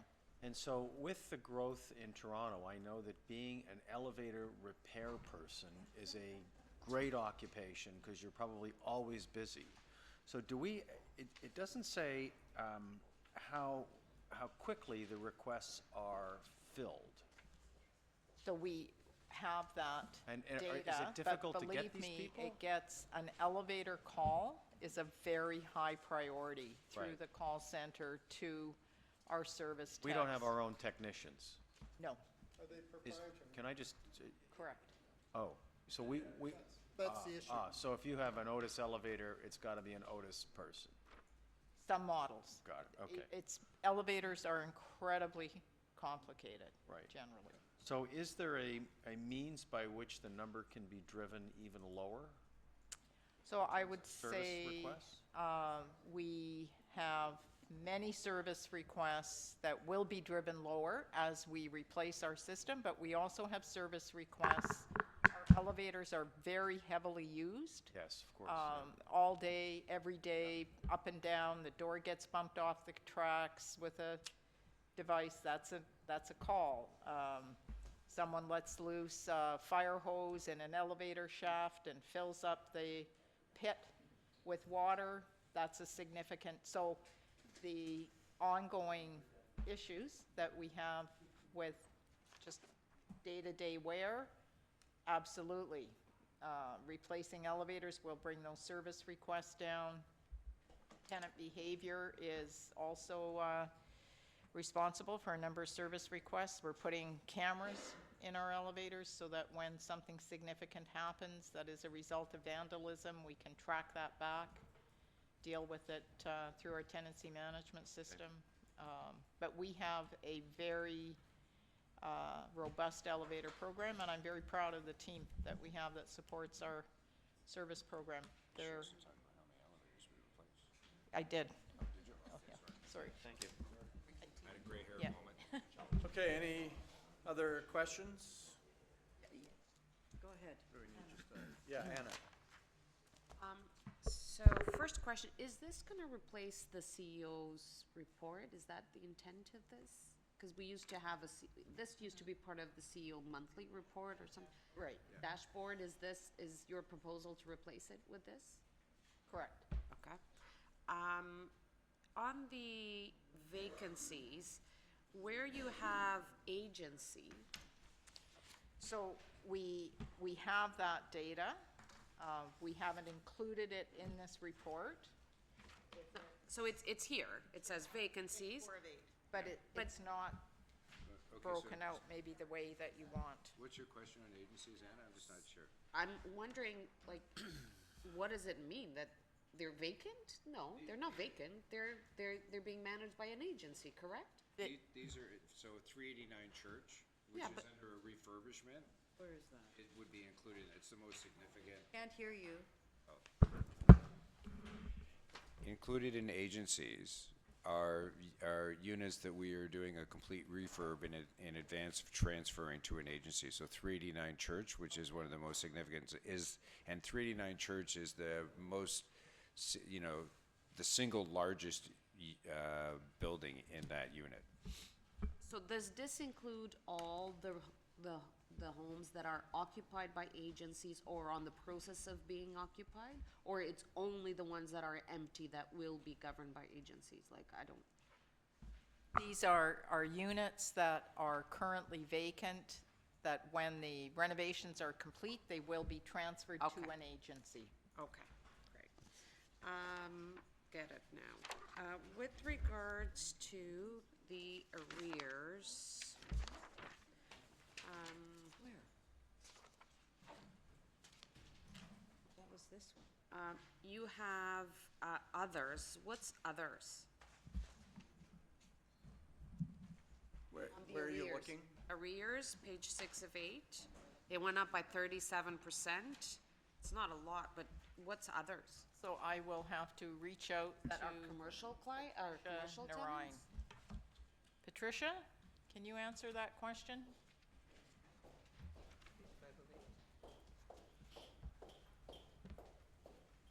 Sorry. I'm just pulling the page up. So just while Patricia's pulling that information, I will point out that the arrears total, the 16.6 million, 7.5 of that is currently under a repayment agreement. And another 1.9 tenants have come into arrears because they haven't provided the information necessary to substantiate their subsidy. So they go to arrears, we convert them to market rent. When they provide the necessary documentation, those arrears are erased, right? So the hard arrears that we have in the system that aren't under a repayment agreement or being dealt with through loss of subsidy updating annual reviews, the number is down around 7.2. I just offer that for information. And Patricia, do you have an answer to what others is? That's not what the chart says, Sheila. You might be looking at a different chart. I'm looking at page 5 of 8, and it says that repayment agreements as of Q4 of 2019 is 3.8 million. Are you looking at a different chart? So There's,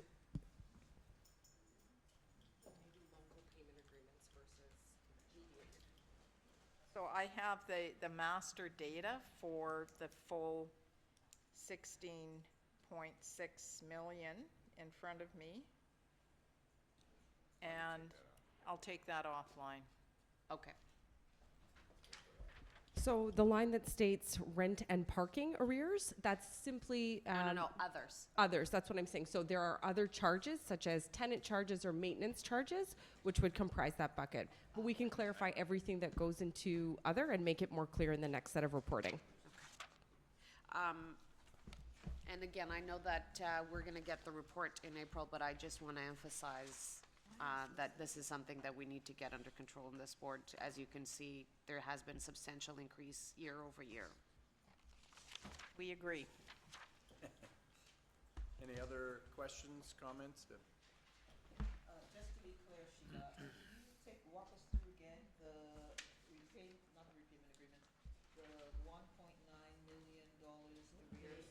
Page 5A, bottom, arrears due to loss of subsidy. So, from what I'm understanding you said is that if I'm on a subsidy, and it is time for me to show proof that I should be on subsidy, and I don't show proof, I then immediately begin to be charged market rent.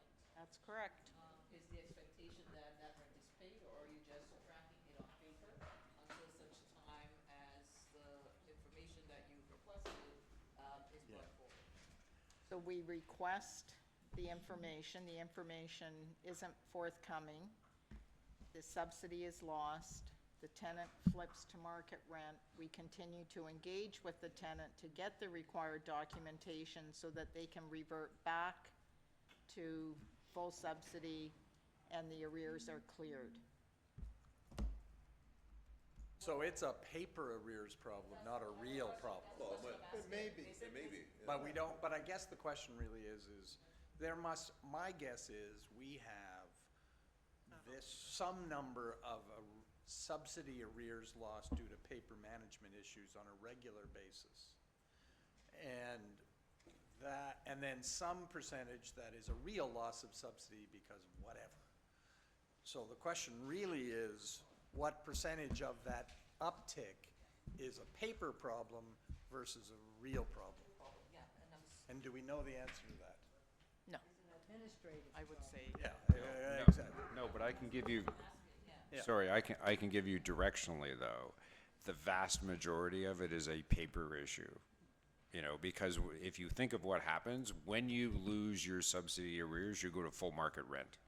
So they fix Right, it fast. that's, you know, and so that's what so that difference is, you know, that amount between what your subsidy was versus the full market rent, and so it's a paper loss, or brown dollars, as I call it, as opposed to green dollars. Like it's a memo item, it's not real. It's not money we're owed, really. Yeah. Right, and for the most part, people's income isn't going to change that substantially year to year on it. So that's why I said the vast majority of that is a memo item only, not real money. Yeah, but that's still 1.8 out of 60. Yeah, no, but I'm answering the question. Yeah. There's still other problems. This just isn't one of them. And then do you capture, going back to an earlier conversation we had, are these arrears then captured in your numbers around the 1 month, 3 months late payment conversation we were having? Yes. Yeah, so we should be able to get an aged receivable report that feeds into this. Yeah. I just have one more question. The 2,000 units that are vacant, well, they're not probably vacant, some of them might not even exist because it's due to revitalization.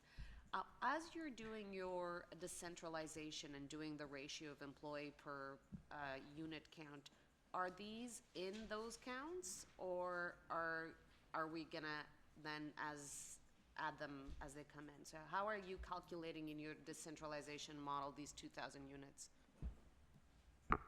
So if the buildings have been demolished, they're not counted in the ratios. If the buildings exist and the potential is for tenants to occupy them within a 12-month period, we would include them. So what's the risk? I mean, 2,000 units is a substantial amount of units that you're gonna need people to clean and administer and supervisors. Like, what risk do we have here? How? I don't believe we have a risk. I'm not understanding the question. You have a workforce. Correct. I wanna understand, and you're telling me that I don't know how many of these 2,000 units are not contemplated into your decentralization model. You just went through this board just approved a decentralization model, hiring more people to have a certain ratio of people cleaning, getting supervisors, tenants, and you created a whole model.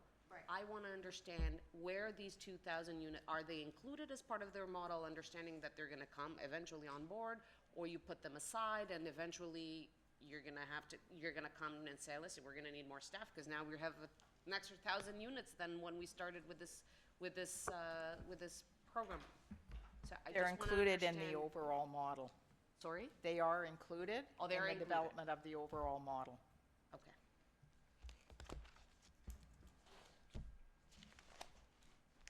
Do I need a motion for approval, or is this received for information?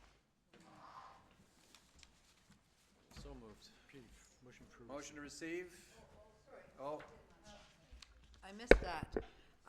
I think this is really meat and potatoes. This is very important. This is your nose in, fingers out, and making sure this is how we're tracking. So coming at 11:30, I think it should be earlier.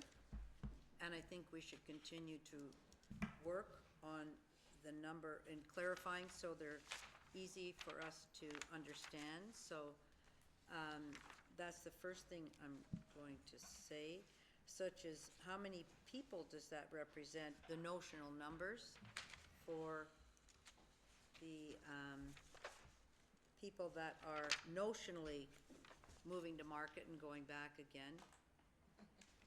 The other thing is I think the seniors housing unit, we should hear about that separately because it's separate unit. And also for the non-rentables, I want to, again, at committee I said this, and I'm going to say it again. I really just want to really commend Sheila and your team for reducing from 1,500, basically 500 units that were rented.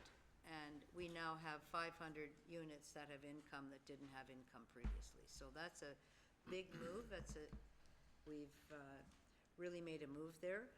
The 1,000 left over, I'm concerned on the plan to rent those, how we're working with Housing Connections, and how people can get into some of the hard-to-rent ones. I understand there's those, and I think maybe that's a conversation or report to tenant services. But those 1,000 units, we're missing revenue for that. I don't know how much revenue is being missed. Also, we're probably receiving subsidy for those units as well. So that is a number that I think this board, and I know that staff, are 100% laser focused on having a 0 in that column. I'm looking at you, Mr. Chair, because that's a big loss of revenue. I And it's a- guarantee you it'll never be 0. Well, I know we'll get down there, but rentable vacant units, that is our, actually how the- much money does that The real question represent? is what rate that is. It's 1.8%. 1.8%, which is pretty good, Is actually. that an industry standard? But it sits there constantly and we have standard is below 1% right now. No, industry standard below 1. No, but what the overall rate versus a building rate is not the same thing. I guess what I'm going to say. You get this- churn and you gotta replace churn. I'm going to right? say this, there's nobody else who has that many units that are out for redevelopment as well as empty. That takes our percentage much higher. And that means there's that many missing. It's very different. You can't compare our rentable vacant units to another industry because they don't have 1,400 of them waiting for somebody to No, move there's to. not many that have No, they 59,000 don't. units. And I just want to be clear, if I heard the answer, total non-rentable vacant units, 2,358, and those are all waiting to be transferred?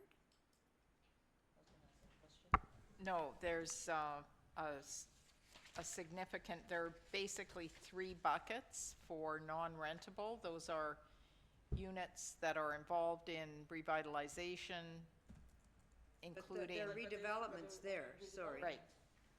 Then there are units that are held for community use. That's under agency. Right? That's under office agency, yeah. Right. So. Unless that's the total Yeah, of all the I rest think of them. that's- I think But it's a it's stuck in breakdown there of- as a, yeah, that's The a, breakdown of the total, I think, but is that, below it, isn't as it? you would agree. Maybe That's unclear. like this question comes up every time the stats come, like what the definitions are. Maybe we just have a glossary that attached, and then because every meeting we talk about what's included, not included, definition, so. Yes, but if you look at your chart, So Nick, maybe we can like just next meeting have a summary of that, and Glossary, then. But there are those 3 buckets, redevelopment, no, 4 buckets, redevelopment, capital repair, office community programs, agency. So, okay, so non-rentable is a, Yeah, those 4, non-rentable vacant units is a header, that's is the header. the headline for Yeah. the ones underneath, Yeah. but it's Correct. not clear it's not on this presented that way. chart. Nobody's gonna remember this next meeting. Like, We'll give you a I don't glossary. remember it, and now it's 2 minutes later. I remember all 4, but now there's a new number in there. Well-formatted chart. No, it needs to be fixed. Yeah, we'll give you some feedback. Layout, we'll get someone to fix the layout problem. Can you bring And this? I think it's wise to add a glossary. We'll add a glossary. We got a layout and a glossary. We used to have a I glossary. know, it's just, at some point, it's a balance between quantity and quality. Clearly, we've got a Okay, well, quality we've already problem moved we need to fix with some CCR quantity. report. Okay, any other questions? Motion to receive, John, seconded. Nick, all those in favor? Aye. Thank you. 7B, Last night? deputation. in the public session. Oh, yeah, we gotta go. That's a nice thought, though.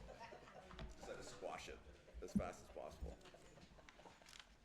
We didn't finish part 1, let alone part 2. And there's a walk on part 3 that didn't hold. Okay, Just go ahead. No. We got our 5 minutes up. Over to you. Sorry. Time has started. Okay. I'm going to bring good news today. Can we go to attachment 1, the restructuring update PowerPoint deck? Everybody has it, a copy? Can we go to the page where it says schedule, bullet point number 3? It says hub teams will start working as a team with their new portfolios on April 1st, 2020. The last page? I believe so, the schedule. So I had to bring good news, and I hope I don't get interrupted. My building has been selected to be one of those hub models to start. As I understand, they are currently undergoing renovations on the first floor. I want you to remember that last year we were consulted extensively with LGA partners and TCHC staff regarding the $20 million tower renewal project for 220 Oak Street. During the full zone consultation, we were told in December that the team will come back to us to give us an update, which we're waiting, we're patient. However, it caused me a little bit of a surprise that currently renovations are happening as we speak on the first floor. So I spoke to the LGA representative, the architectural firm, with regards to this, and they asked me to speak to staff. And staff says that we will be informed in due time as to what is the project, the whole aspect of the project for the hub model. Because they're making spaces for offices, open space design, which is good. However, I just don't know how is the model. We want to see visualized in pictures, perhaps, because I have a mental illness. I have disabilities. I come all the way from Regent Park on my bike, minus 7 degrees, minus 14 degrees Celsius, to be at this meeting today, and not to be cut off. I want you to respect my disabilities. And an important matter that I come all the way from Regent Park on a bike, free, without breakfast, without lunch money. So please, listen to me. It's a good idea to have a hub model. I also want to congratulate the team of Sheila Penny for completing almost complete the task of installing CCTV cameras in the building. This has been a painstaking process since 2013 when Councilor Pam McConnell, my former councilor, took my petition in 2013. So finally in 2020, there will be cameras on each floor and in the staircases, which is good. People are really happy. I'm really hopeful for the future. But again, I want to remind the construction team to please come back to us with an update as to how is the hub model going to look. I mentioned to the staff that I have an initiative to provide good jobs for the residents of my building who have been traditionally ignored because of disability issues. I was talking about how to set up building ambassadors that will help residents with mobility issues to move their staff because we're going to replace their window sills, all the windows from the top to the bottom. We're going to replace also a lot of the heating and the plumbing, all kinds of work that will generate perhaps employment opportunities. Also, when we talk about the first floor renovation, we submitted ideas. One of them was to copy of the model of the concierge office, the open space model, as is found in other newer buildings in phase 3, and also in the condominium towers. They have a specific area.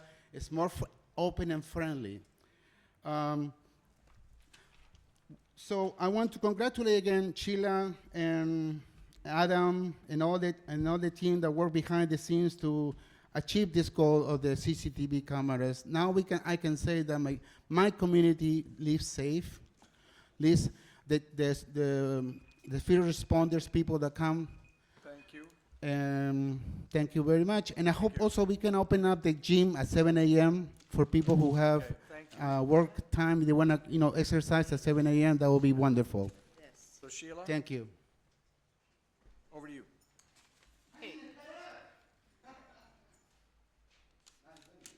So if we could have the slide deck up. I'll take you through the deck. This is an update. Thank you. This is an update on where we're at with the restructuring plan that the board approved last September. We organize our work. I'll just take you through this quickly and then have a kind of high-level wrap-up at the end. This is how staff organize their work vis-a-vis the restructuring plan. We look at budget, people, tenants, and staffing, understand the work, measure the work, and then there's a huge amount of logistics and support that are coming in behind to support. So in terms of budget, the board approved our 2020 budget. City Council has approved our 2020 budget. We are now mapping that budget into the new structure, that being 3 regions with 92 hubs across the 3 regions. We will also, when this new budget is fully loaded in the new structure, we will be able to report out on our 4 service pillars, those being cleaning, maintenance, tenancy management, community, safety, and support. And those 4 pillars in their regions will be the basis of the regional operating agreements that we committed to the board to provide. In terms of staffing, we have had a huge recruitment process underway to recruit not only management staff but front line staff, our general managers, assistant general managers, managers are in place. We're interviewing for supervisors. We're moving ahead with the hiring of the additional frontline staff, the 60 supers, the 20 tenant service coordinators, 15 CSCs. That's moving ahead. We are aligning the staff with the management structure, frontline staff down to hub, so that by the end of March, our 6-month period, we will have successfully completed the implementation of the new model from a people perspective. In terms of labor, we are heavily engaged with our frontline staff labor partners, that being 416, who represent the cleaners, CMP1 superintendents, and 79, who represent the tenant service coordinators, the CSCs for both access and support and engagement, and our clerks. I take a minute and identify those individuals because it's those individuals, those frontline staff coming together at a hub level that are going to be instrumental in improving service across the portfolio, and we are doing that work with great care, engaging our labor partners, making sure that they are with us as we move forward. You know, I'm not saying that we don't have bumps here and there, but it is moving along well.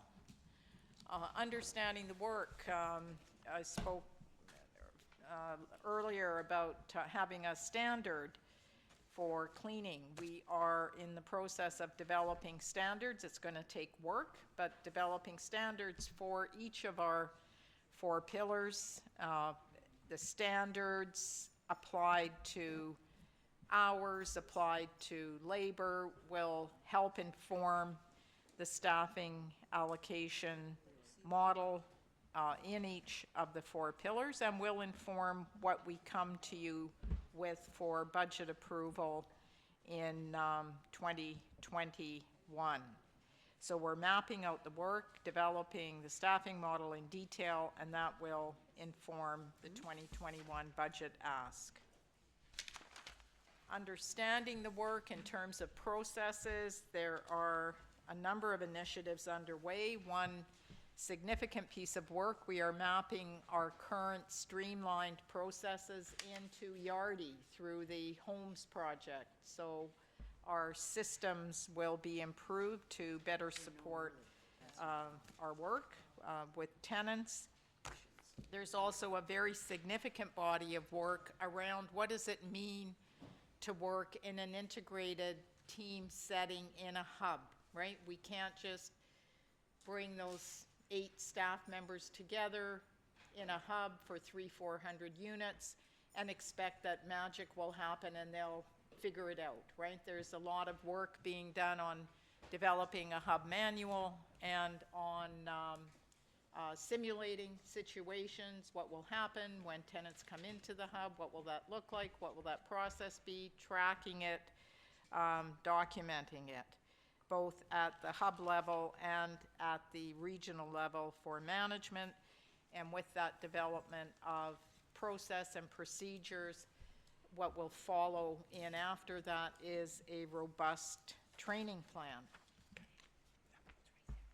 Measuring the work, we will continue to measure what we have just discussed. Those are our business metrics. That's what the previous report just contained. We are also introducing the concept of a service quality indicator. And what we mean by that is that frontline staff will assess the level of service that they're providing in each of the 4 pillars.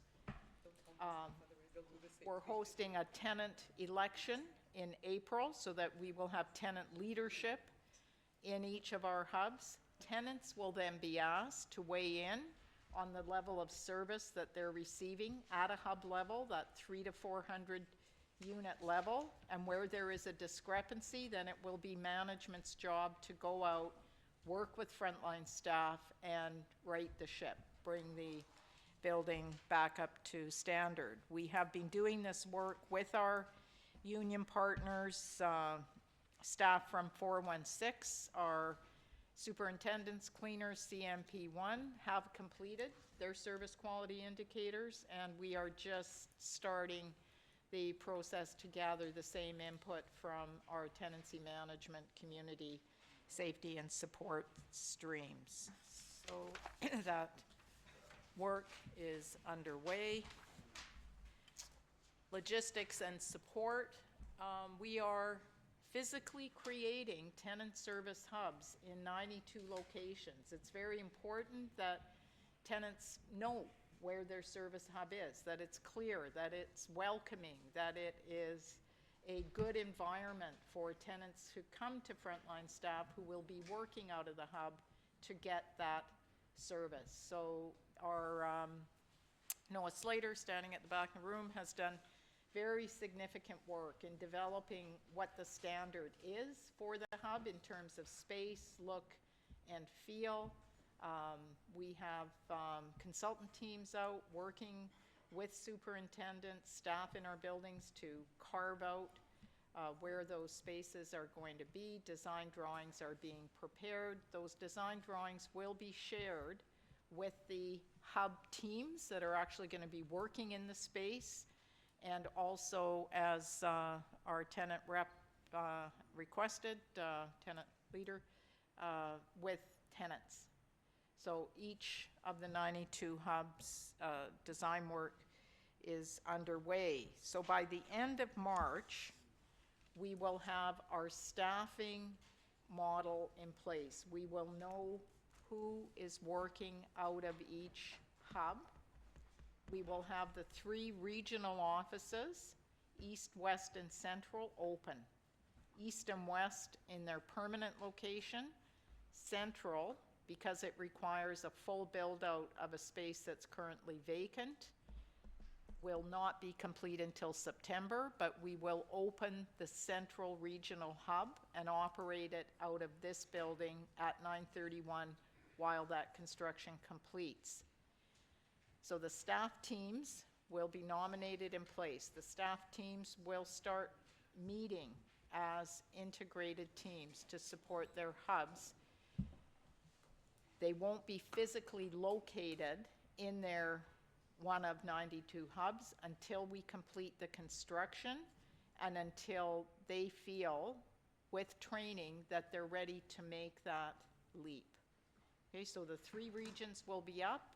The teams will be nominated, they'll start working together, and they will decant, if I can use that term, staff, out of the current OU offices into the service hubs as the construction is complete and they feel that they're ready. So we will also make public by the end of March for our tenants that schedule of what service hub will open when. Okay. Last slide, the schedule, I basically have covered. Staff and tenant communication? Sorry? There's a line that says staff and tenant communication. Can you comment on that? Okay, so staff, I have had multiple meetings with staff, with frontline staff, management staff. Those have been ongoing since we started restructuring. We have had one set of tenant engagement on their service expectations under the new model. In November, I have just received the roll-up of that consultation. We'll be presenting that to the Tenant Services Committee. The next round of broad tenant engagement will occur in April. So it's ongoing. We have websites up, we have questions coming in, answers going back and forth, a lot of face-to-face meetings, a lot of communication. A lot of information in the buildings, are like we posting where the hubs are? We have not yet posted in our buildings for tenants where their hubs will be located. We won't be able to do that. Part of the plan That'll be part of the rollout in April. So they're not public knowledge. Yeah. Can I also ask that you have a plan for community rollout, and that includes the local elected representatives? Right. Yes. And actually, what we're looking to do. No idea, and even other agencies and Yeah. it is important to, like, if we're gonna have the hubs in the community, they should be real hubs. So they should let the agencies, their partners know that this is happening. So, I mean, obviously not now, but as you're doing this plan and as it rolls out, I think it'd be important, you know. Yeah, and I would emphasize the connection to the local councillor in the for the relevant hubs. Yeah. Constituency office. And Okay, any other comment? Yes. Yeah. Sheila, under people and staffing, I was glad to see that you talked about that you developed a diversity and inclusion talent management strategy. Can you give us some more information on that, please? And especially in the context that you said you completed recruitment of the management team. Is Kathy here? About the diversity and inclusion. Yeah, Kathy's right there. Strategy that you use, can you give us a sense of the gender and race breakdown of those who have been hired, or whether or not there's no consideration in recruitment and hiring? so just, I'm going to ask Kathy, since she has developed the diversity plan, to actually speak to the diversity elements there. Hello. Yes, we'll be providing you the more detailed report. This is a follow-up on the diversity work that we've been doing since December. So what we've done is we have looked at our methods of our job posting language. We've been working with KPMG on looking at the language that we've been putting in job postings to make sure that it's inclusive. We have looked at our channels of recruitment, though in the instance of the recruitment that's happening right now in the management levels, most of it has been internal recruitment that we've done. There's been some external, but we do have a plan for when we roll out externally as well. We have added into our recruitment system a questionnaire on diversity and inclusion. So I haven't pulled that information at this point in time, but I will for the April report for you to see where we're at.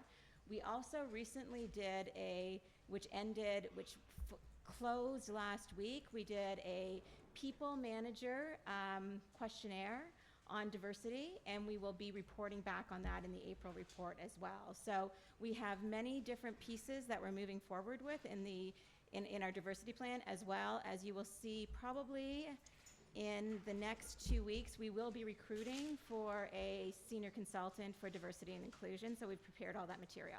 So we have different pieces moving forward on the diversity piece, which we're building into all of the recruitment that we're doing now. We're also looking from a different lens. We're also looking at our tools that we're using to make sure there's no barriers to, for example, in our cleaners. We're looking at the tools from a recruitment perspective that we're using for both pre-screening and interviewing to ensure that that we're removing barriers to ensure that we can have a diverse and inclusive workforce. We're also working on our network groups, and we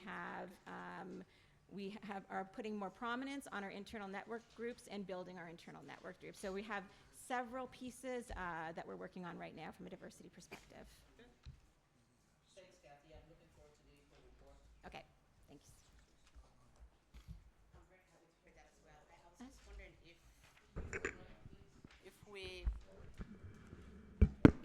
if we are reaching out to tenants who might want to apply these positions. I was just wondering. It's great that you're doing all this. I'm very happy to hear that. Thank you. So we do, as always part of our strategy, is inclusive tenant recruitment. So we do have that built into our general recruitment strategies, and we have for the last few years. Okay, any other? Paula? Just on that, the corporate, this is a restructuring update, Shh, please. and since we've had the restructuring, we've had, I just want to know everything's on target, hirings are happening across the 3 clusters, where we're at, on target with that, and that we haven't really had this since December.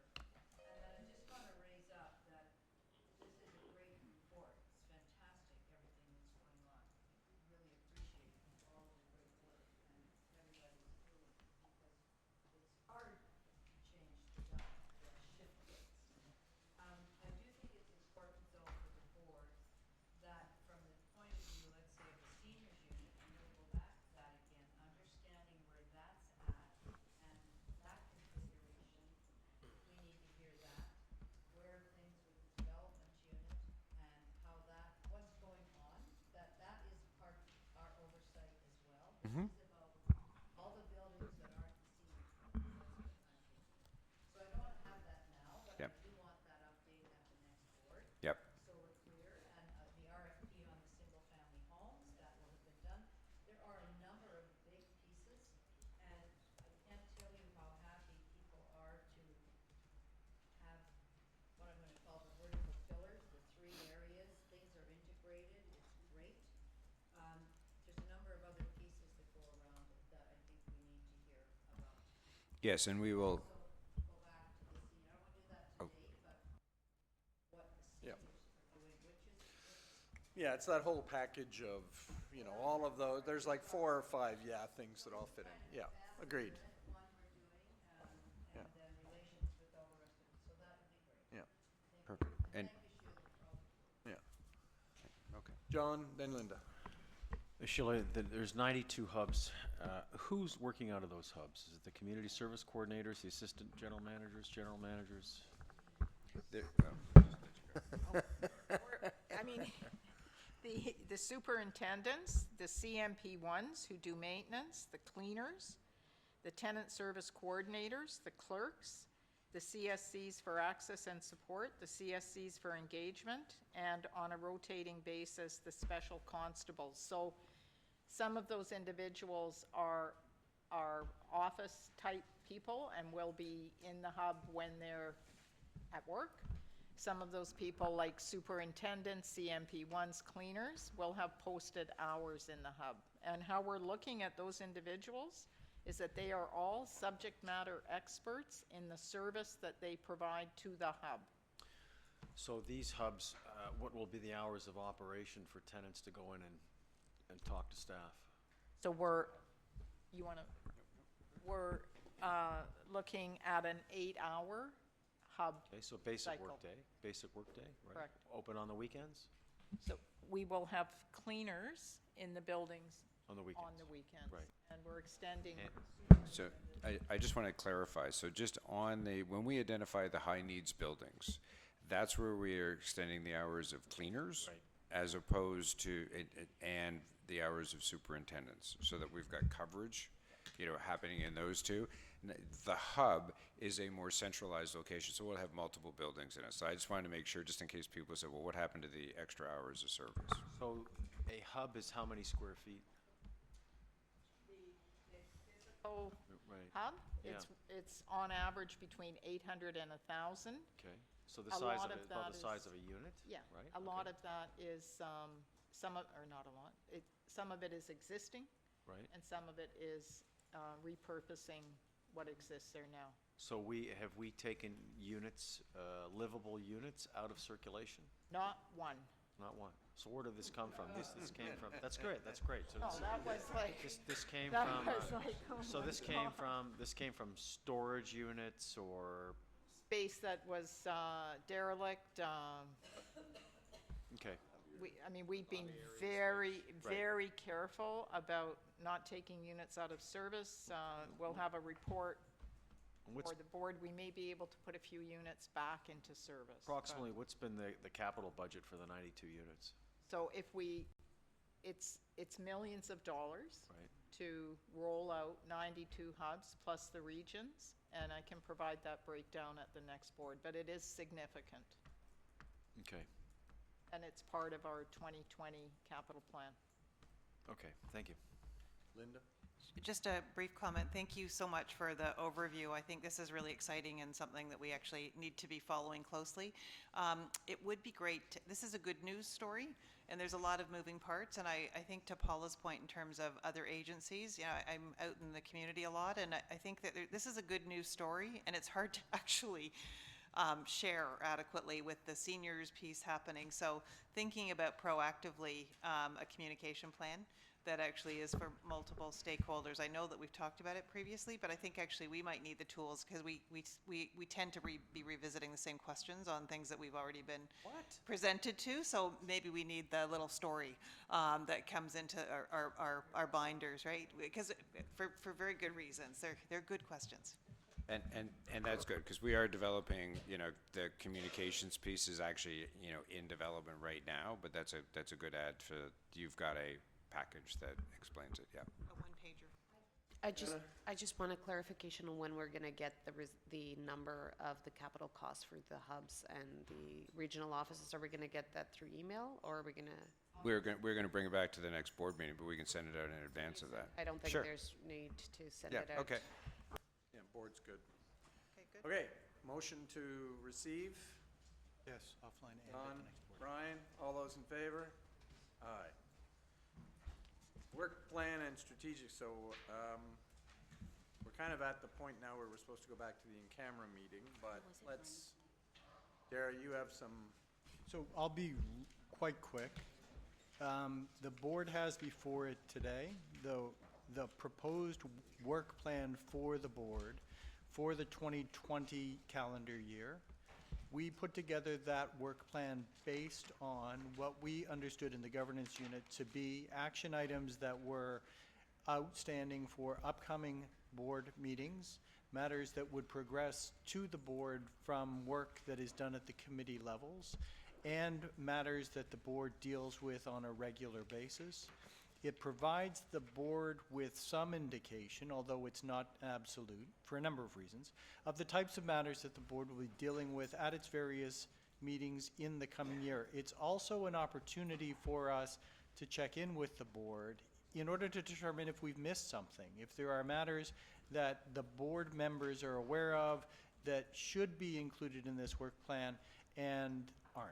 And then finally, the other point I'd make is that this is a skeleton, if you will. This is the backbone of the board meeting process.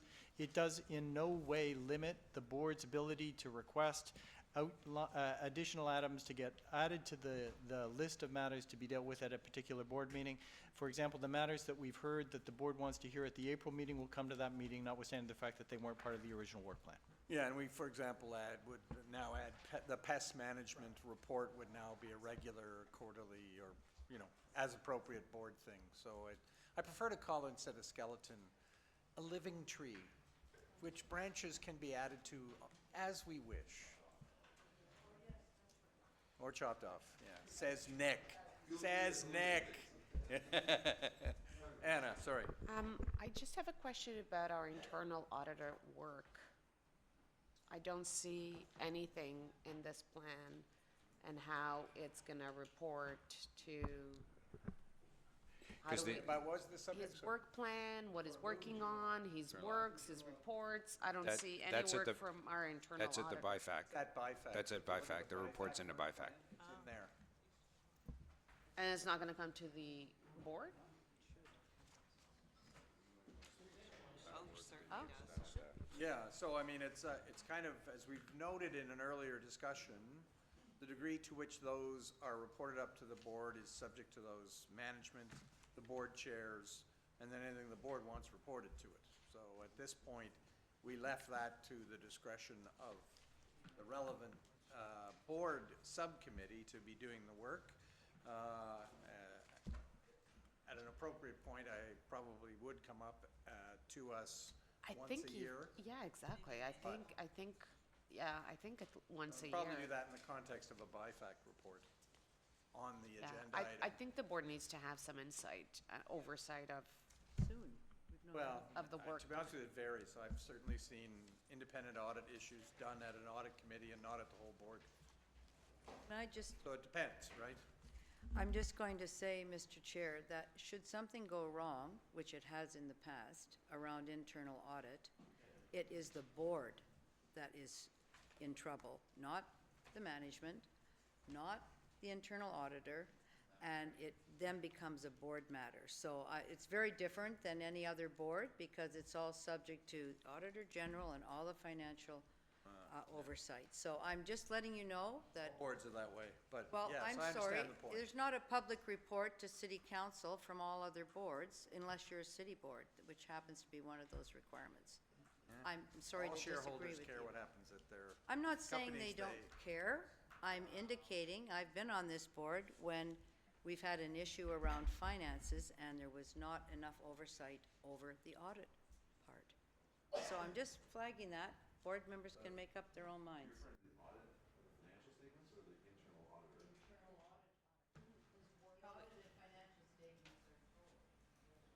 What? What? Ways. I mean, hope they those are aren't.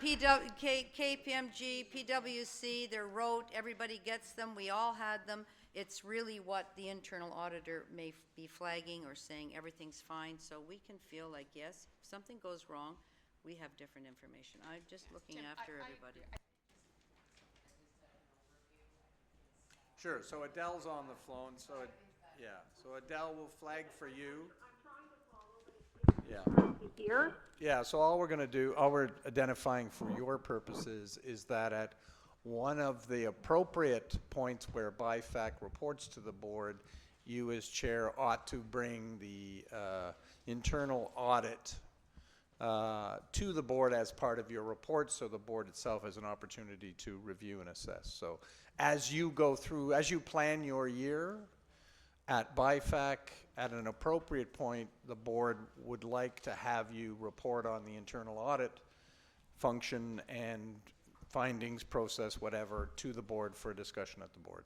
At an appropriate point as you determine out of BIFAC, but at least once. Okay, and at the last BIFAC meeting, we did approve the internal audit work plan for this current year. Yeah, understood. And they also have a 3-year long-term work plan. Yeah. So are you asking that we bring that to the board at the next meeting? We're asking you to determine in an appropriate point during the year when you should tell us about it. So I'll leave that to your judgment. That could be the next meeting, but ultimately it's not your judgment, the judgment of the committee that you chair. Okay. Is that satisfactory for the board? Great, thanks. Yeah, correct. And once a year it'll come up. Great. Okay? Sorry, Tim, I missed that. Yeah, no, we just repeated what we just said, so you're good. Okay, any other work plan comments? Do we need a motion to approve that, or is that just a, okay, motion to approve the work plan, Brian, Linda, all those in favor? Aye, approved.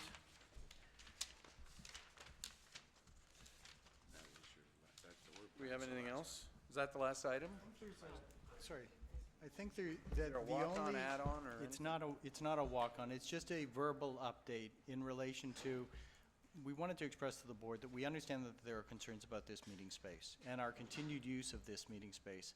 And so the governance team has met with information technology staff and facility staff, and we're looking at different ways that we can orient this room to make it more useful and efficient as a meeting space for both the board and tenants who attend these meetings. One of the structural issues that we're going to have to deal with is the pillar behind me. We can't move that, but we're looking at issues around, can we use that pillar more effectively? Could we put monitors on that pillar on either side to the benefit of the board and tenants who attend the meeting? Can we orient this table differently? Can we put the camera in a different spot? We will come back to the board with options in that regard. We will continue the discussion. We want the board to be aware that we've heard your concerns about this space, the concerns that half of us have our back to the tenants who are in the room. We will continue to engage the folks who can provide us with guidance on how we can address those issues and come back to the board with options for its continued consideration at a future date. Okay, great, thank you. So we still have some in-camera issues that we need to go back to, so I would then, subject to any other business, I need a motion to terminate the public meeting. Brian, seconded Debbie, all those in favor? Aye, so we'll terminate the public meeting, we'll give ourselves 2 minutes to clear the room, and then we'll reconvene for the in-camera.